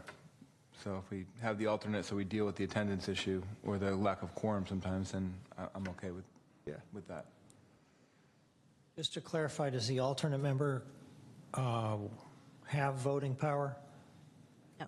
Does not. They would not have voting power unless there was a regular member that was absent or. That's what I meant. If a regular member is absent, does the alternate member have voting power? Yes. Yeah, I like Laura's comment that we ought to model this against what we all do on these other commissions. Yes, I agree. Yes. Right. All right. So we're saying we'd sort of have one alternate member per commission. I think that's probably the default. Right. I would look to staff if there's some commission that for some reason we need two alternates. I'm not saying, well, we can't do that, but.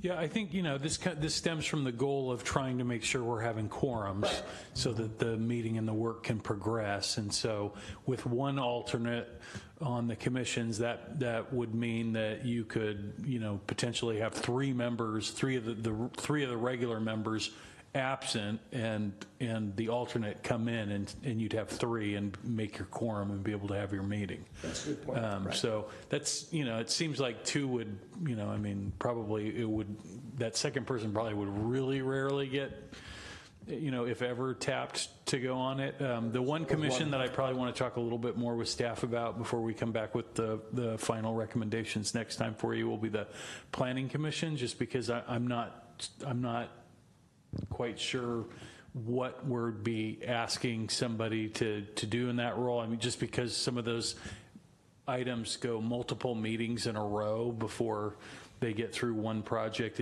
I'm just not sure how it might work for that person to be able to really be effective in terms of their decision making in that particular role, as opposed to the others where they tend to be self-contained meetings. So Jeff, I think the Planning Commission, though, has not had some of the same attendance issues as some of the other commissions. Is that correct? That's correct. They're very rare on the Planning Commission. So maybe we make an exception in that particular case. Well, we can provide you a couple of different options for next time when you hash that out. Just ask one point of clarification on that. So were we talking about the alternate to attend only if there's a need for a quorum or if there's an absence? Or both? I would think it would be any known absence. So they could still vote. We could have they could be the fifth person instead of the third person attending. They'd still have voting powers, and they would be the. Okay, I'm fine with that. I just wanted to get clarification. Yeah, I think Jeff was just responding to my comment that if we had to have more than one alternate, and he was just saying that's going to be really unlikely because you'd have to punch all the way down through the quorum to limit to do that. All right. I think that's it. I think we are. I think we're done. Thank you, Ron. You're welcome. We can take a 5-minute break. We are adjourned until 9:20.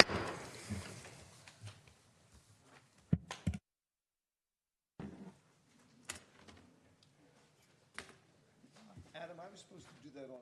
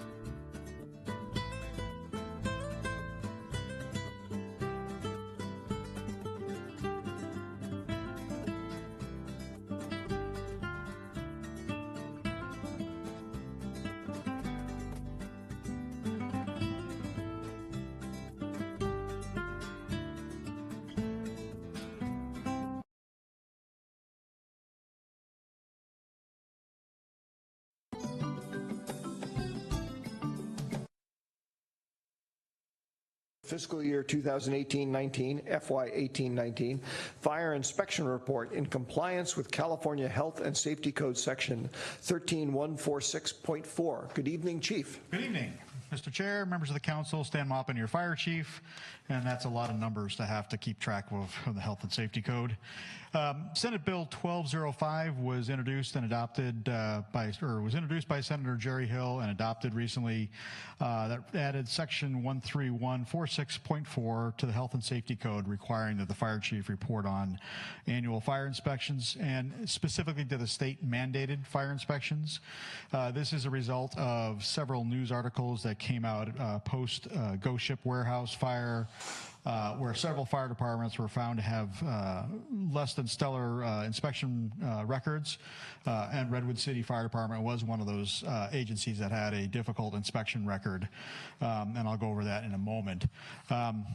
What the SB 1205 requires is the annual reporting of all our inspection results for state mandated inspections. Mandated inspections include multifamily residentials, apartment buildings, educational facilities, both public and private, hotels, motels, institutional jails, and high-rise buildings. And one clarification on high-rise buildings, though, is that the state is required to inspect high-rises, but the fire department can do it. If they don't do it, then the state will charge the fire department for doing those inspections. This last year, and we run the inspection cycle on the fiscal year calendar based on the fees that we collect for inspections, so we kept it in line with the budget. Previous to that, we found some confusion in our fee collection and making sure that the budget was accounted for appropriately. I'm happy to report that for 18-19, we have completed 100% of our state mandated inspections. Over the last couple of years, when I became fire chief, one of my major goals was to improve the Fire Prevention Bureau. Along with Deputy Chief Pucci and myself, we've done a lot of aggressive work with expanding staff and expanding capacity for performing the inspections. We are about 3 to 4 months away from adopting a new record management system, which will be much more robust and allow us to be much more efficient in our recording of inspections and the ability for follow-up. One final note is that the Health and Safety Code requires us only to do an initial inspection on a building. It does not require us to follow up on violations. But we have a very successful violation correction rate in the upper 80s to 100% on the major mandated inspections. So what that means is basically we were able to get compliance to 83% for apartment buildings, 100% for all the educational facilities, and 88.9% for hotels and motels. That means every violation was either the building's passed or every violation was cleared and corrected. And those that were not finished, we will continue to inspect until they are cleared and finished. July 1st of this year, we recycled our inspections and started back again. Our recommendation is that the council adopt the resolution in compliance with 13146.4. And I'm available for any questions. Thank you, Chief. Questions for the Chief? Laura. Thank you. That's impressive to do all those inspections.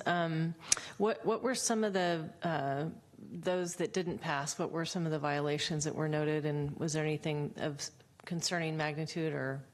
I don't have any of that, or I don't have that information with me right now, but there was nothing that rose to a level of concern for us. We would be very aware of that, but they tend to be general violations, whether it's doors propped open, extinguishers not being serviced, maybe some issues with trash chutes. Those types of things are pretty typical of the multi-residential facilities, but there was nothing that was out of all these that had violations. There was nothing that rose to the level of concern that we saw a pattern. Other questions?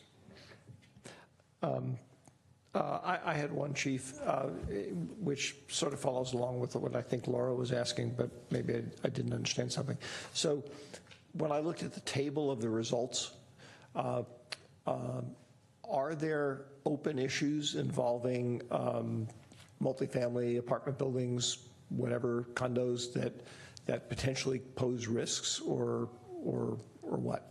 So, and one point of clarification is it's only apartment buildings. The condominiums, we inspect the general building, but we don't inspect the individual units and that type of thing. But with the what was that 16.4% that are left, they're just violations that just have not been cleared yet. They could have been inspected in May and June, and they just haven't had a chance to finish their corrections yet.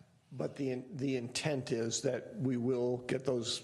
I mean, yes, yeah. Okay. We follow up to 100% completion. Okay. Yes. Right. That's the part that I didn't quite understand, because I mean, unfortunately there has been some history, not necessarily here, but of where there were issues there that caused loss of life later, which I would like to avoid. Sarah.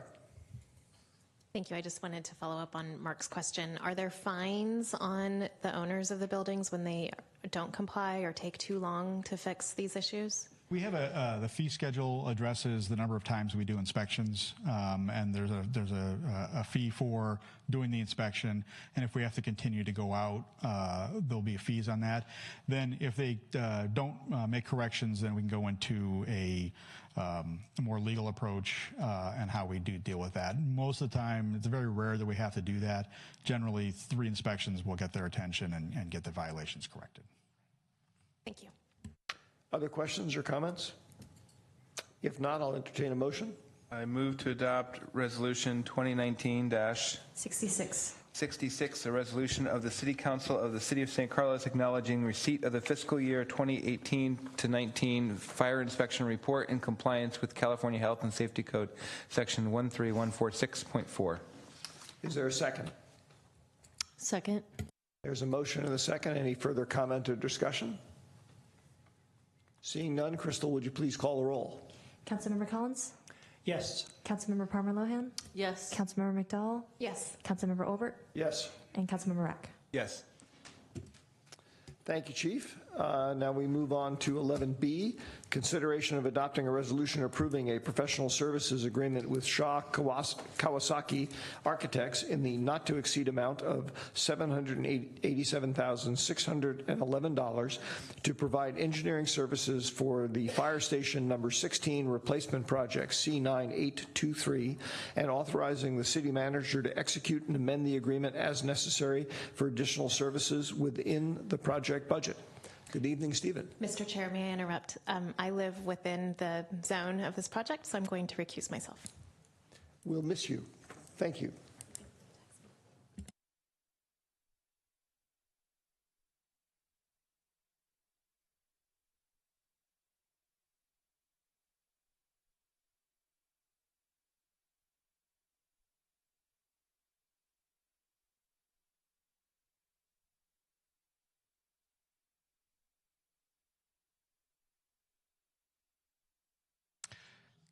Good evening, Mr. Chair and City Council members. Stephen Machida, Public Works Director. It's really a pleasure to be here tonight. As you're aware, this project is currently fire stations located at the intersection of Alameda, De Las Bocas, and Howard Avenue. The building is over 60 years old and currently does not meet seismic or building codes, but basically it means the building essentially is functionally obsolete. So staff prepared a request for qualification, or an RFQ, so that the city could solicit qualifications from qualified consultants who are experienced in this type of work related to fire station design. The city received 5 proposals, of which Shaw Kawasaki Architects was kind of the one selected, was chosen actually to kind of proceed moving forward with this project. So based on the information that was in their RFQ, staff selected Shaw Kawasaki to provide these services. So tonight, I actually have Alan Kawasaki, who will be making a presentation to kind of give you a little bit background of some of the items that will be included in Fire Station Number 16. And he will be sharing a conceptual layout of what could be done at the current site location. So with that, I'd like to bring Alan up to make the presentation. Good evening, Alan. Welcome. Thank you, Mr. Chairman and council members. Alan Kawasaki from Shaw Kawasaki Architects. So we have the pleasure of doing quite a number of stations right now, and I think a lot of people are very interested given the events of the past few years. So the question is, like, over the next couple of years, you're going to be looking at different proposals, different schemes, and what, and then you'll be asking yourself, well, now, why did we actually decide to build this station? May seem obvious, but so what Director Machida asked me to do is just to talk to you about common things. I mean, we're probably doing for half the communities here in the Bay Area some new stations, and just why do people do this?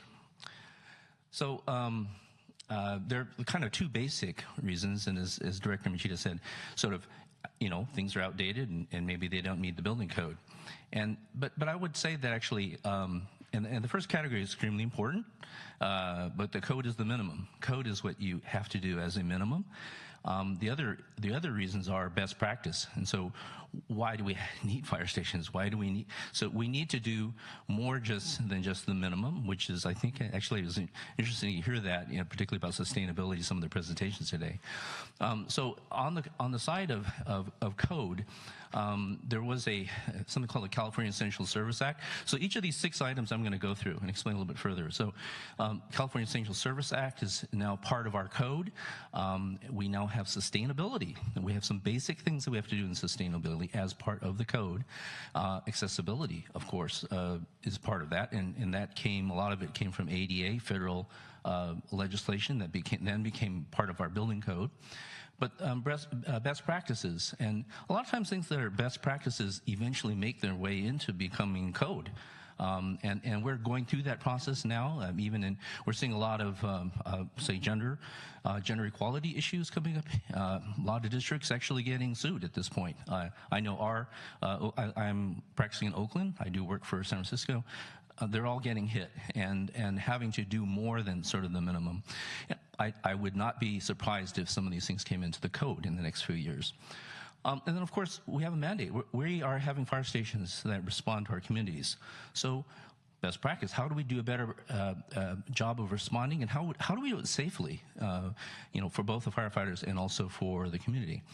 And then there's a whole new thing that's come up, and probably more in the last 10 years, is the effects on firefighters' health. You may read about that now, right? The effects that the firefighters up in the northern counties have gone through, the effects that firefighters who responded to 911 are having right now. So those are things important, not only from a moral standpoint, but also practically from a recruitment. I mean, we need to make sure that we get best people as firefighters, and how do we address those health issues. So going back to the Essential Service Act, so 1986, the California legislation passed the Essential Service Act that then became filtered down into our building codes. And it essentially said that, hey, we can't just be building fire stations that are only as good as houses. And so everything before 86 is only built to the same standard as a house. So if your house falls down because you're built, so will your fire stations. And that's just not something that we feel is acceptable here in California.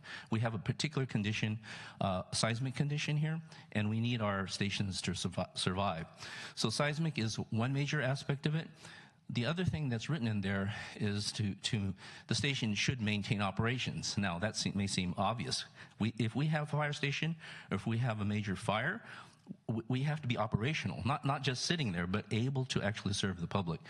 And the code says, to the degree or insofar as practical, it recognizes our funds are limited. It says that basic things include electrical, communication, but there are many other things that we do in order to make a station remain operational after a major disaster.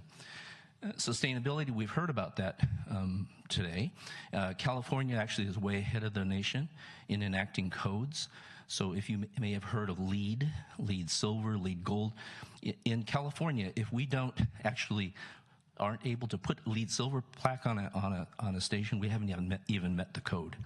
So our minimums in California are pretty much designed to LEED silver, and you will get that irregardless of whether you say LEED or anything else, because it's within our code. But in fact, we always strive to do much better than minimum. And things that are important to us in the fire stations, we have a lot of aprons. We call them, they're hard surfaces. So there's a lot of storm water that we have to put into our water systems, and we have to treat that. We have, of course, native landscaping. We want efficient systems. And then indoor quality, durable materials. Durable materials also reduce our costs in public sector because we don't want to keep replacing. So it does a double duty. It's sustainable, but also reduce costs.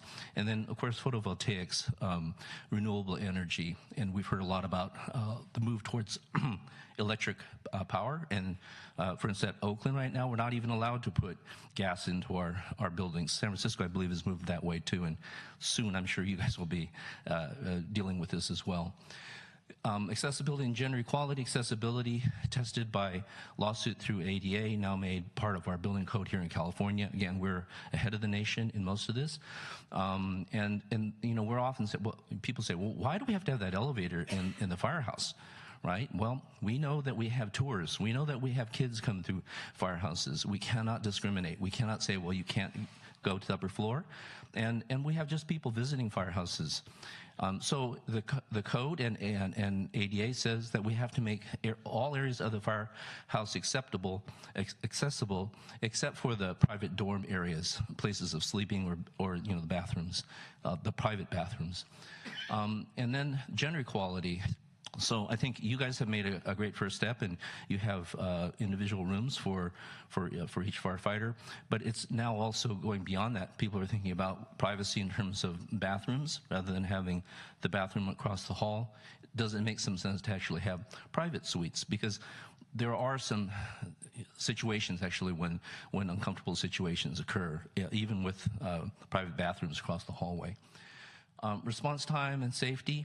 One of the things in our RFP that we responded to, it was important to the city as much as the fire department, was something called drive-through station. So many stations are back-in stations. A drive-through, you come in through the back with your apparatus and then drive through the station. And that's safer not only for firefighters, for the public. When you're backing into a station, particularly like Alameda Las Pulgas, that has a lot of traffic, there are problems that could occur. We improved response time in terms of there are now doors that open much more quickly and safely. We minimize distances, particularly from highly occupied areas such as kitchens and the living day spaces. If you look at actually your response and reports, your time of response primarily is in the most active portion of the day. And so the dorms actually can be a little bit further away. Excuse me. So this is a sobering statistic. It used to be that we thought firefighters perish through fire. Well, it's not the case. I mean, they do, but that's not the major thing. Then we thought it was, heart attack because they get under stress. They do. They do perish from that. But this statistic, in the last 10 years, there's been a lot of research. And people in the employment, and I'm not even talking about the retired firefighters, but 70% of the deaths of firefighters in employment or active are from cancer. And, you can imagine. So what happens is when you go to an incident and you bring back, excuse me, carcinogens into the firehouse, and they get spread around. So we can mitigate some of that. So reduction of, sorry, I'm kind of like a thing in my throat, but so one of the things that we do is we zone. We look at the zoning of the firehouse. There's something called hot, transition, and cold zones. And so we make sure that, thank you, that we don't actually intermix it. So we keep the apparatus bays and the living quarters quite separate. Thank you. I'm gonna take a swig of this real quick.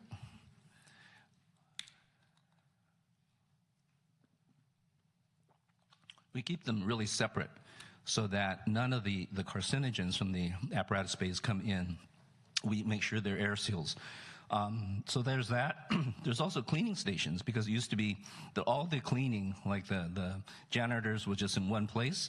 So the same mops that were used to clean the apparatus bays were being used to clean the inside. So there are things now that we're doing in order to keep things keep the spread of carcinogens not occurring. And same thing in kitchen design. They're more commercial-like rather than normal residential that help with keeping things clean. So what we did was, particularly because of this request for drive-through, and you guys are a little bit unique. Normally, we'll get, when we have a station as drive-through, we'll get two properties. We'll get another property, but in your case, you wanted to use the same property and have a drive-through, and that was a particular challenge. So we just did a test solution. Our contract will be to look at a couple solutions, but this is just one we did for the RFP. This is your site, and you can see that the existing one-story building is taking up, 2/3 of the site. So it's in order now to have a modern fire station, you have to increase by about 50%. So how do you do that? Well, you'll have to go 2 stories.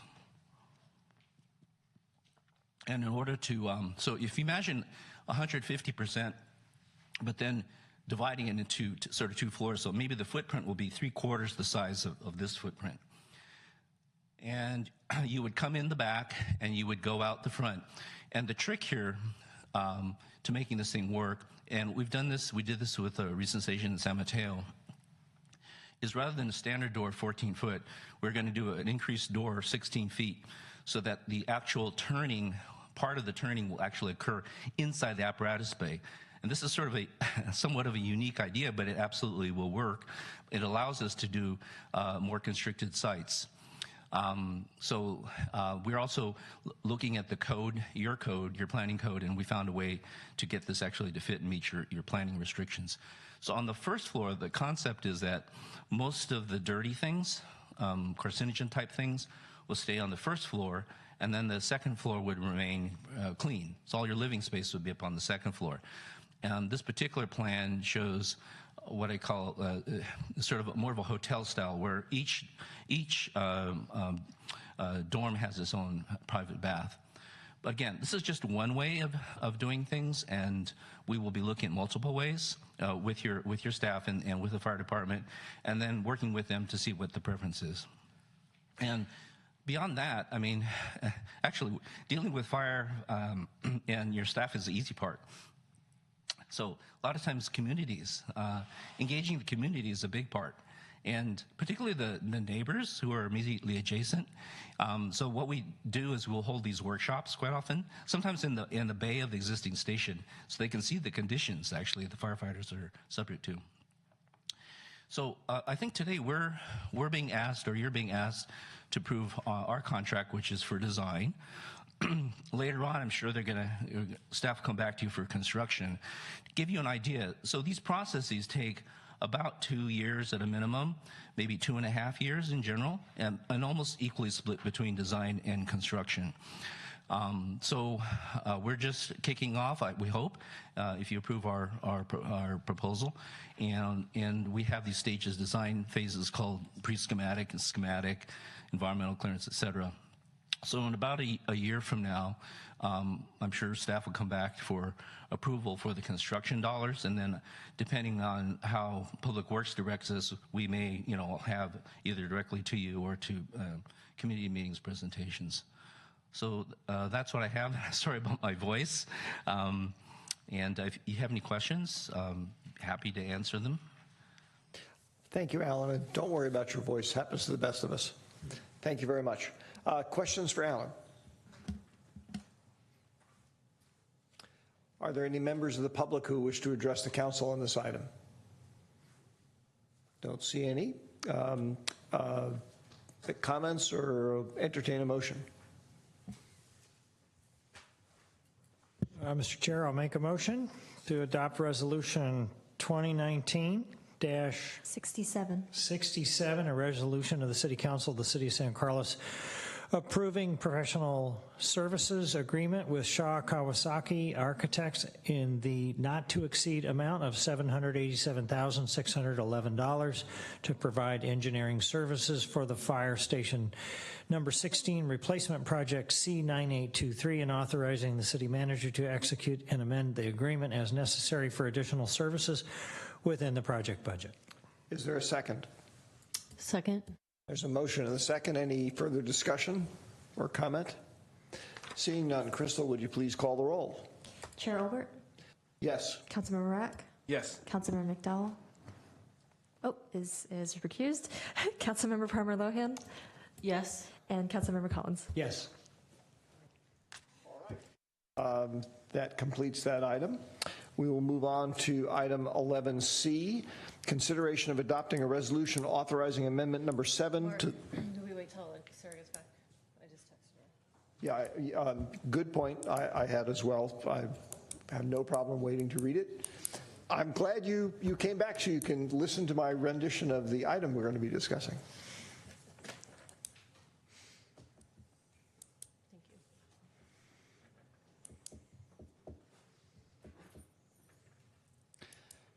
Item 11C, consideration of adopting a resolution authorizing amendment number 7 to the Law Enforcement Services Agreement with the San Mateo County Sheriff's Office for the Laurel Street Policing Pilot Program for fiscal year 2019-20. Good evening, Chief. Good evening, Mr. Chair, City Council, Chief Mark Dury. It is recommended that the City Council adopt a resolution authorizing amendment number 7 to the Law Enforcement Services Agreement with the San Mateo County Sheriff's Office for the Laurel Street Policing Pilot Program for the fiscal year 2019-2020. There are two options presented to the City Council tonight. Depending on which one the Council selects, the cost for the additional enforcement could approximately cost $250,000 to almost $300,000. The city currently has the credit with the Sheriff's Office for the amount of approximately $342,000, and the costs associated would be paid through by the prepaid balance. At the May 28, 2019 City Council meeting, the City Council requested the city work with the San Mateo County Sheriff's Office to provide additional traffic support on the Laurel Street corridor.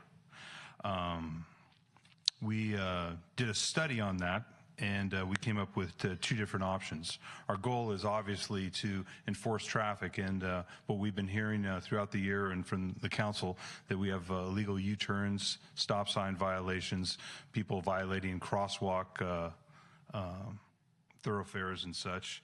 And so we came up with two different options. One is option number 1, which is the option I like for a pilot program, is to have an overtime deputy work 40 hours a week on a 10-hour shift. The shift we were looking at is approximately between 8 and 9, or probably between 9 and 7, or between 8 and 6. And we'd like to keep this kind of fluid, as most pilot programs are. We'd like to start with maybe doing a Thursday through Sunday, but as we move on throughout the year, maybe trying a Monday through Thursday, and probably using our data that we collect, how many citations he writes, how many, or he or she writes, how many stops they make, and to see really where the problematic areas are within on Laurel Street.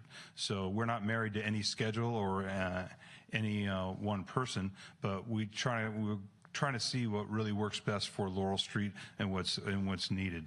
And it's really there's really various different issues. One of the issues obviously is driving, illegal U-turns, stop signs, but we also have issues with pedestrians not paying attention when they walk, just walking right from the curb, right through the crosswalk while looking at their cell phones, not looking both ways. So as pedestrians and motorists, we have to learn to live together, and that's what I think this pilot program will assist. Also, this pilot program, I think, will be a big headway as the deputy works his way up and down Laurel Street, is really with community engagement. I really think with the business owners, with citizens and the visitors here, I think it'll make a lot of headway that way as well. That's not part of the staff report, but I really think that's part of benefit of this pilot program that maybe we didn't plan, but we will definitely see. Option number 2 is actually a dedicated position. The position that I was thinking of was to be a 4-10 schedule during the week, and the cost would be about $235,000. Option number 2 would be an actual dedicated deputy position. So that's with salary and benefits, and that's at $246,000, and with overtime backfill and for a full deputy. So if the deputy wasn't here, we would pay someone else to work his overtime. We're getting close to $300,000. I really like option number 1, just to kind of see what we have, and so we can kind of fine tune it to our needs and to see if we actually do like it. So that really concludes my presentation. Any thoughts or questions?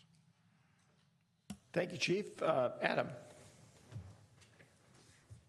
Thank you, Chief. Thanks for putting the time in on this. I appreciate it, and for staying late. Sure.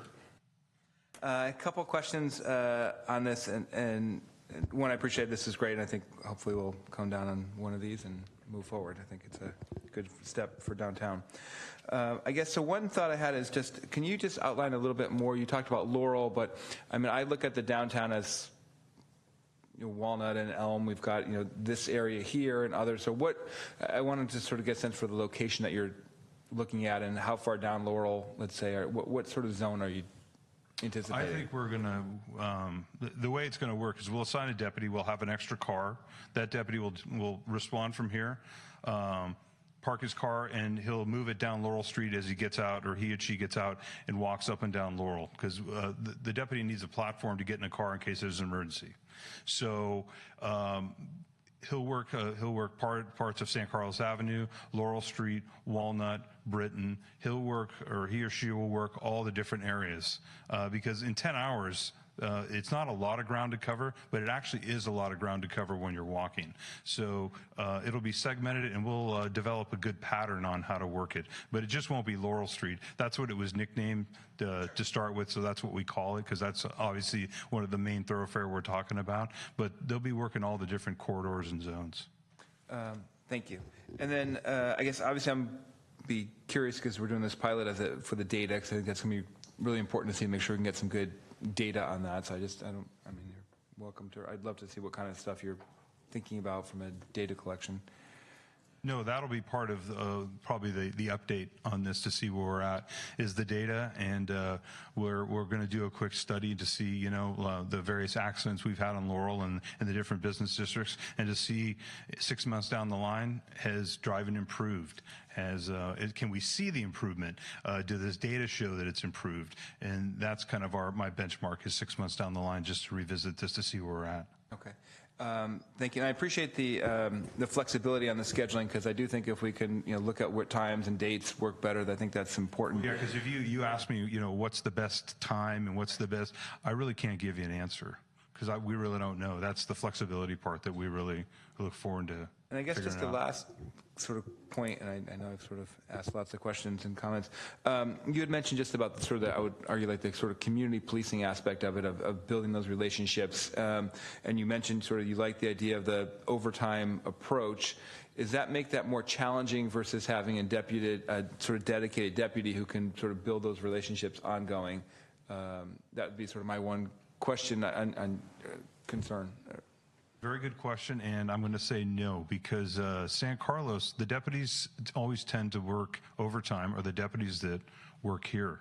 So they're your deputies that work in San Carlos constantly. So they're the deputies that respond to the Laurel Street calls to the schools. So they're the Chris Armaninos, the Andre Brays, all the different deputies that work here. Those are the ones that are going to sign up for this. So we don't really get a lot. We get some deputies that sign up, but usually when overtime is created here within the San Carlos Bureau, it doesn't leave the San Carlos Bureau, because the deputies like working here so much they don't let it leave. They take it themselves. So, but I will keep an eye on that to make sure that we have the same kind of faces out there, so the communities get to know them. Thank you. Certainly. Laura. Thank you, Chair Olbert. Similar, I'm interested in wanting to better understand what the metrics are for success. So if it's a pilot or a temporary solution, what would be, encouraging us to move forward with this, because it would be additional expense to the city. And then I'm also curious about seasonality in terms of the fact that I would imagine that there are certain times of year where we see people are out more downtown, summertime, springtime, when the weather's better. So it would be curious also to better understand when there's more an uptick in people making those illegal U-turns or whatnot. Well, So- that'll all be our study. We're like I said, we're going to look at the stats we have now and the accidents we have and the citations we got on Laurel Street, and a lot of it will be like public perception. But like on a rainy day where it's really stormy, where it's really not a traffic related day, then we wouldn't have it on. We wouldn't have a deputy on that day. Or during the holiday season, that's a big part. So even if the weather was bad, those are heavy traffic times. We would gauge it to what. We wouldn't do it on a Sunday morning started at 6 a.m. because that's not a heavy traffic time. So we know the peak traffic hours, but we're going to customize our schedule to see what works best for us and really what's more effective for the city. Sarah. Thank you, Mark. Thank you, Chief, for your time on this. I just had one quick question, which is whatever we approve tonight, when would this kick off? As soon as it can get allotted into the budget and I can start assigning it out, and the way we do it, we do special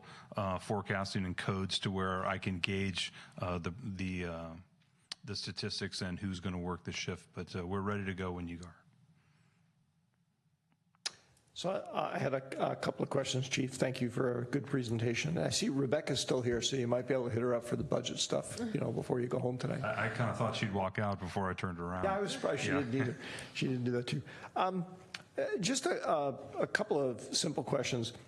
One is, to me, you and I have talked about this in other contexts, the goal actually is that we hire this deputy and then he or she never hands out any citations because everybody's following the law. Probably not going to happen. But will we be doing some advertising, for lack of a better term, to alert the community that we're going to be doing this? Yes. Okay. Yes, it'll be out in the newsletter, and we'll put out a press release. We can do that. And this is really not about citing people. This is about trying to improve people's behavior, education. That's what this is really about. And, be respectful when you're driving of the pedestrian, and the pedestrian to really be well aware when you're crossing the street. I think we're not living as well together as we could be, and hopefully this will be a good deterrent for both. This next question is a little bit getting into your area of expertise, but I am kind of curious, given the particular parameters of what we're looking at here. Is there a reason why this isn't based around an additional part-time motorcycle officer? Yes, because we what I've done in the last probably 3 months, I've switched the motor officers used to be assigned to each day shift. So we had one motorcycle officer or a deputy on at one time. So what we did was we figured out what the best traffic patterns were for them to work together. And now they work 4 10.5-hour shifts. So one works Monday through Thursday. The other one works Tuesday through Friday. And so 3 of the days during the week, which are our busiest days, Tuesday, Wednesday, Thursday, based on a lot of the 410 schedules and the school schedules, both motors are working together now. And are extremely effective, especially when, during the opening day for school, when school started, different things like that. So with that schedule, we have enough motor or enforcement traffic with motors right now. I think that it's better if the deputy does walk and does a little community engagement. And it's... I apologize. You did say that the deputy was going to spend a fair amount of time on foot. I just heard the car part. That's so he's not far away from his computer, a platform if he has to get into to respond to an emergency call, because he'll still be responding to emergency calls in town if there's an emergency. But his or her main goal was to stay on Laurel Street or the surrounding streets. And my last item is not really either a question or it's more of a comment, but you might think about reminding the deputy or suggesting to the deputy that, if they needed to, when they needed to do their coffee break, Pete's, rush hour, they could probably just sit there and hand out tickets. Well, that's why I think this walking beat will be so effective. I think you can go up and down Laurel Street, and we're going to start with education first. There you go. Okay. Sounds good. Ron. I didn't really have any questions for you. First of all, thank you for the presentation, but I have to tell you, I sort of thought this had started already, because I've had a few friends telling me that they've observed people getting tickets on Laurel Street already, and they said, have you guys added another officer? And I said, yeah, I think we have. But anyway, it's been 2 or 3 instances now in the last couple of weeks now, and you haven't even done it yet, so I don't know what's going on. I've briefed the sergeants on this program and what we're looking at, and I said it'd be a good time for you guys to start walking on Laurel Street on certain days. So they must have started without telling me. They must have. Thank you. Funny thing, when the chief suggests stuff, things happen. We just make suggestions, correct? You're making us look good. All right. Is there any member of the public who wishes to address the council on this item? Seeing none, I will entertain a motion. I'd like to just thank Adam for bringing this up during our budget session. It's a great idea, and I'm looking forward to the pilot program. Thank you, Sarah.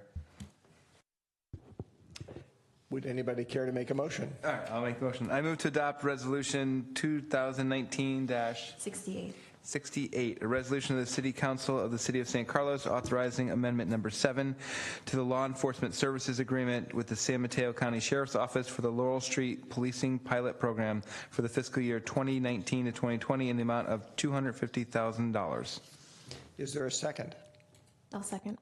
There's a motion and a second. Any further discussion or comment? Hearing none. Crystal, would you please call the roll? Councilmember Palmer Lohan? Yes. Councilmember McDowell? Yes. Councilmember Rack? Yes. Councilmember Collins? Yes. And Chair Olbert? Yes. All right. That completes item 11. We move on now to additional council communications and announcements. First is reflections. I actually have something I was going to share, but if somebody else has stuff to go first, please step forward. Okay. Actually, Crystal, if you wouldn't mind punching up that thing so I can walk through. I just have a couple of slides I want to share with people. But I will mention to staff, just as an aside, I didn't notice this before, we can probably get rid of the end agenda setting clause on 12A, since we now have a special area for agenda setting. So that's a very minor thing. So if you wouldn't mind punching up the first slide. Thanks. I wanted to share with my colleagues and frankly with the public something that I've learned over the last few weeks that, as you'll see on the second slide, raises some concerns for me. We're used to a process in San Carlos, and the public is as well. When we take action, we tend to always take the action in an open session. We do discuss things in closed session, but the actual action, spending money, what have you, that gets done in open session. I actually learned recently that by law in California, it doesn't have to be that way. There's a particular government code section, the relevant portion of which you see up on the page here, which basically says that a public agency can, in closed session, essentially make a proposal to a third party that it might be engaged in settlement negotiations with for some matter or other. And if the proposal gets accepted by the third party without any modification, so it never comes back to the agency's oversight board, then it need not ever appear in the minutes even, and it need not ever appear in anything. Now, interestingly enough, it is still a matter of public record, but it's called an upon inquiry matter of public record, so that somebody would have to ask the agency saying, hey, did you do something involving X? The agency would have to comply with that and describe how much money they spent and the general nature of what it was they approved. But I found this very shocking. I had no idea that California law had this provision in it. Now, issues of transparency aside, the key thing I wanted to alert my colleagues to, Crystal, if you could pull up the second slide. There are some potential implications about this for electeds, for us in our role as electeds. As an elected, you may be bound not to disclose information about such a transaction, even though you are a member of the public, and even if you weren't part of the agency when the transaction was approved. In other words, you can step into something where you would be bound, and bound in a fashion where some lawyers will tell you that you may be subject to civil lawsuit and damage risk if you were to somehow play a role in having information disclosed. That was a real shock to me as well. In addition to the financial side of things, the personal financial side of things, there's also what I've described here as a political blowback potential. Because these are a matter of public record upon inquiry, if and when somebody in the public asks about something and the answer has to be provided to them, naturally one of the first questions that most members of the public are going to ask of their elected officials on some commission is, well, why the heck did you hide this? Because even though it wasn't explicitly hidden, it kind of like was not very transparent. That can obviously have some interesting implications for those of us who believe very significantly and fundamentally in the importance of transparency. So the bottom line is, one of the things I've learned over the last few weeks that I want to share with everybody here, just because, as I said, it was sort of a shock to me and there are some personal risk factors here, is one should actually be relatively careful in assessing commission appointments, because you can find yourself wandering into something that you didn't realize you were wandering into. So that's my item for tonight. Anybody have anything else? Then I believe we move on to staff comments on city administrative business. Thank you, Mr. Chair. I would just like to remind the council and the public that beginning Thursday, August 29th, grading and construction of the new alleyway between the Wheeler Plaza parking garage and Laurel Street businesses will begin to take place. During this time, the Foodville parking lot will be closed and used as a staging area for construction equipment and act as a temporary location for recology bins for the affected businesses. The alleyway will be closed for approximately 5 to 6 weeks, and work will begin at the north end and proceed south. The developer is working with Recology and has commenced outreach with local businesses for the temporary modification of pickup locations for trash and recycling, which will be in the Foodville parking lot area on Cherry Street. Public parking in the Foodville lot will not be available during the alleyway repaving project, those 5 to 6 weeks. And the goal is to have the alleyway and the lot reopened in time for the Art and Wine Fair. Jeff, is there a plan to, again, for lack of a better term, do some advertising ahead of time, signage and whatnot around the area saying, hi, this is going to be closed? Already underway, yep. Good. I think there's a sign there already. Color me clueless. All right, with that, we are adjourned. And then we're going back to closed session too. The regular. Except we're going back to closed session. We're adjourning to closed session. Just an announcement.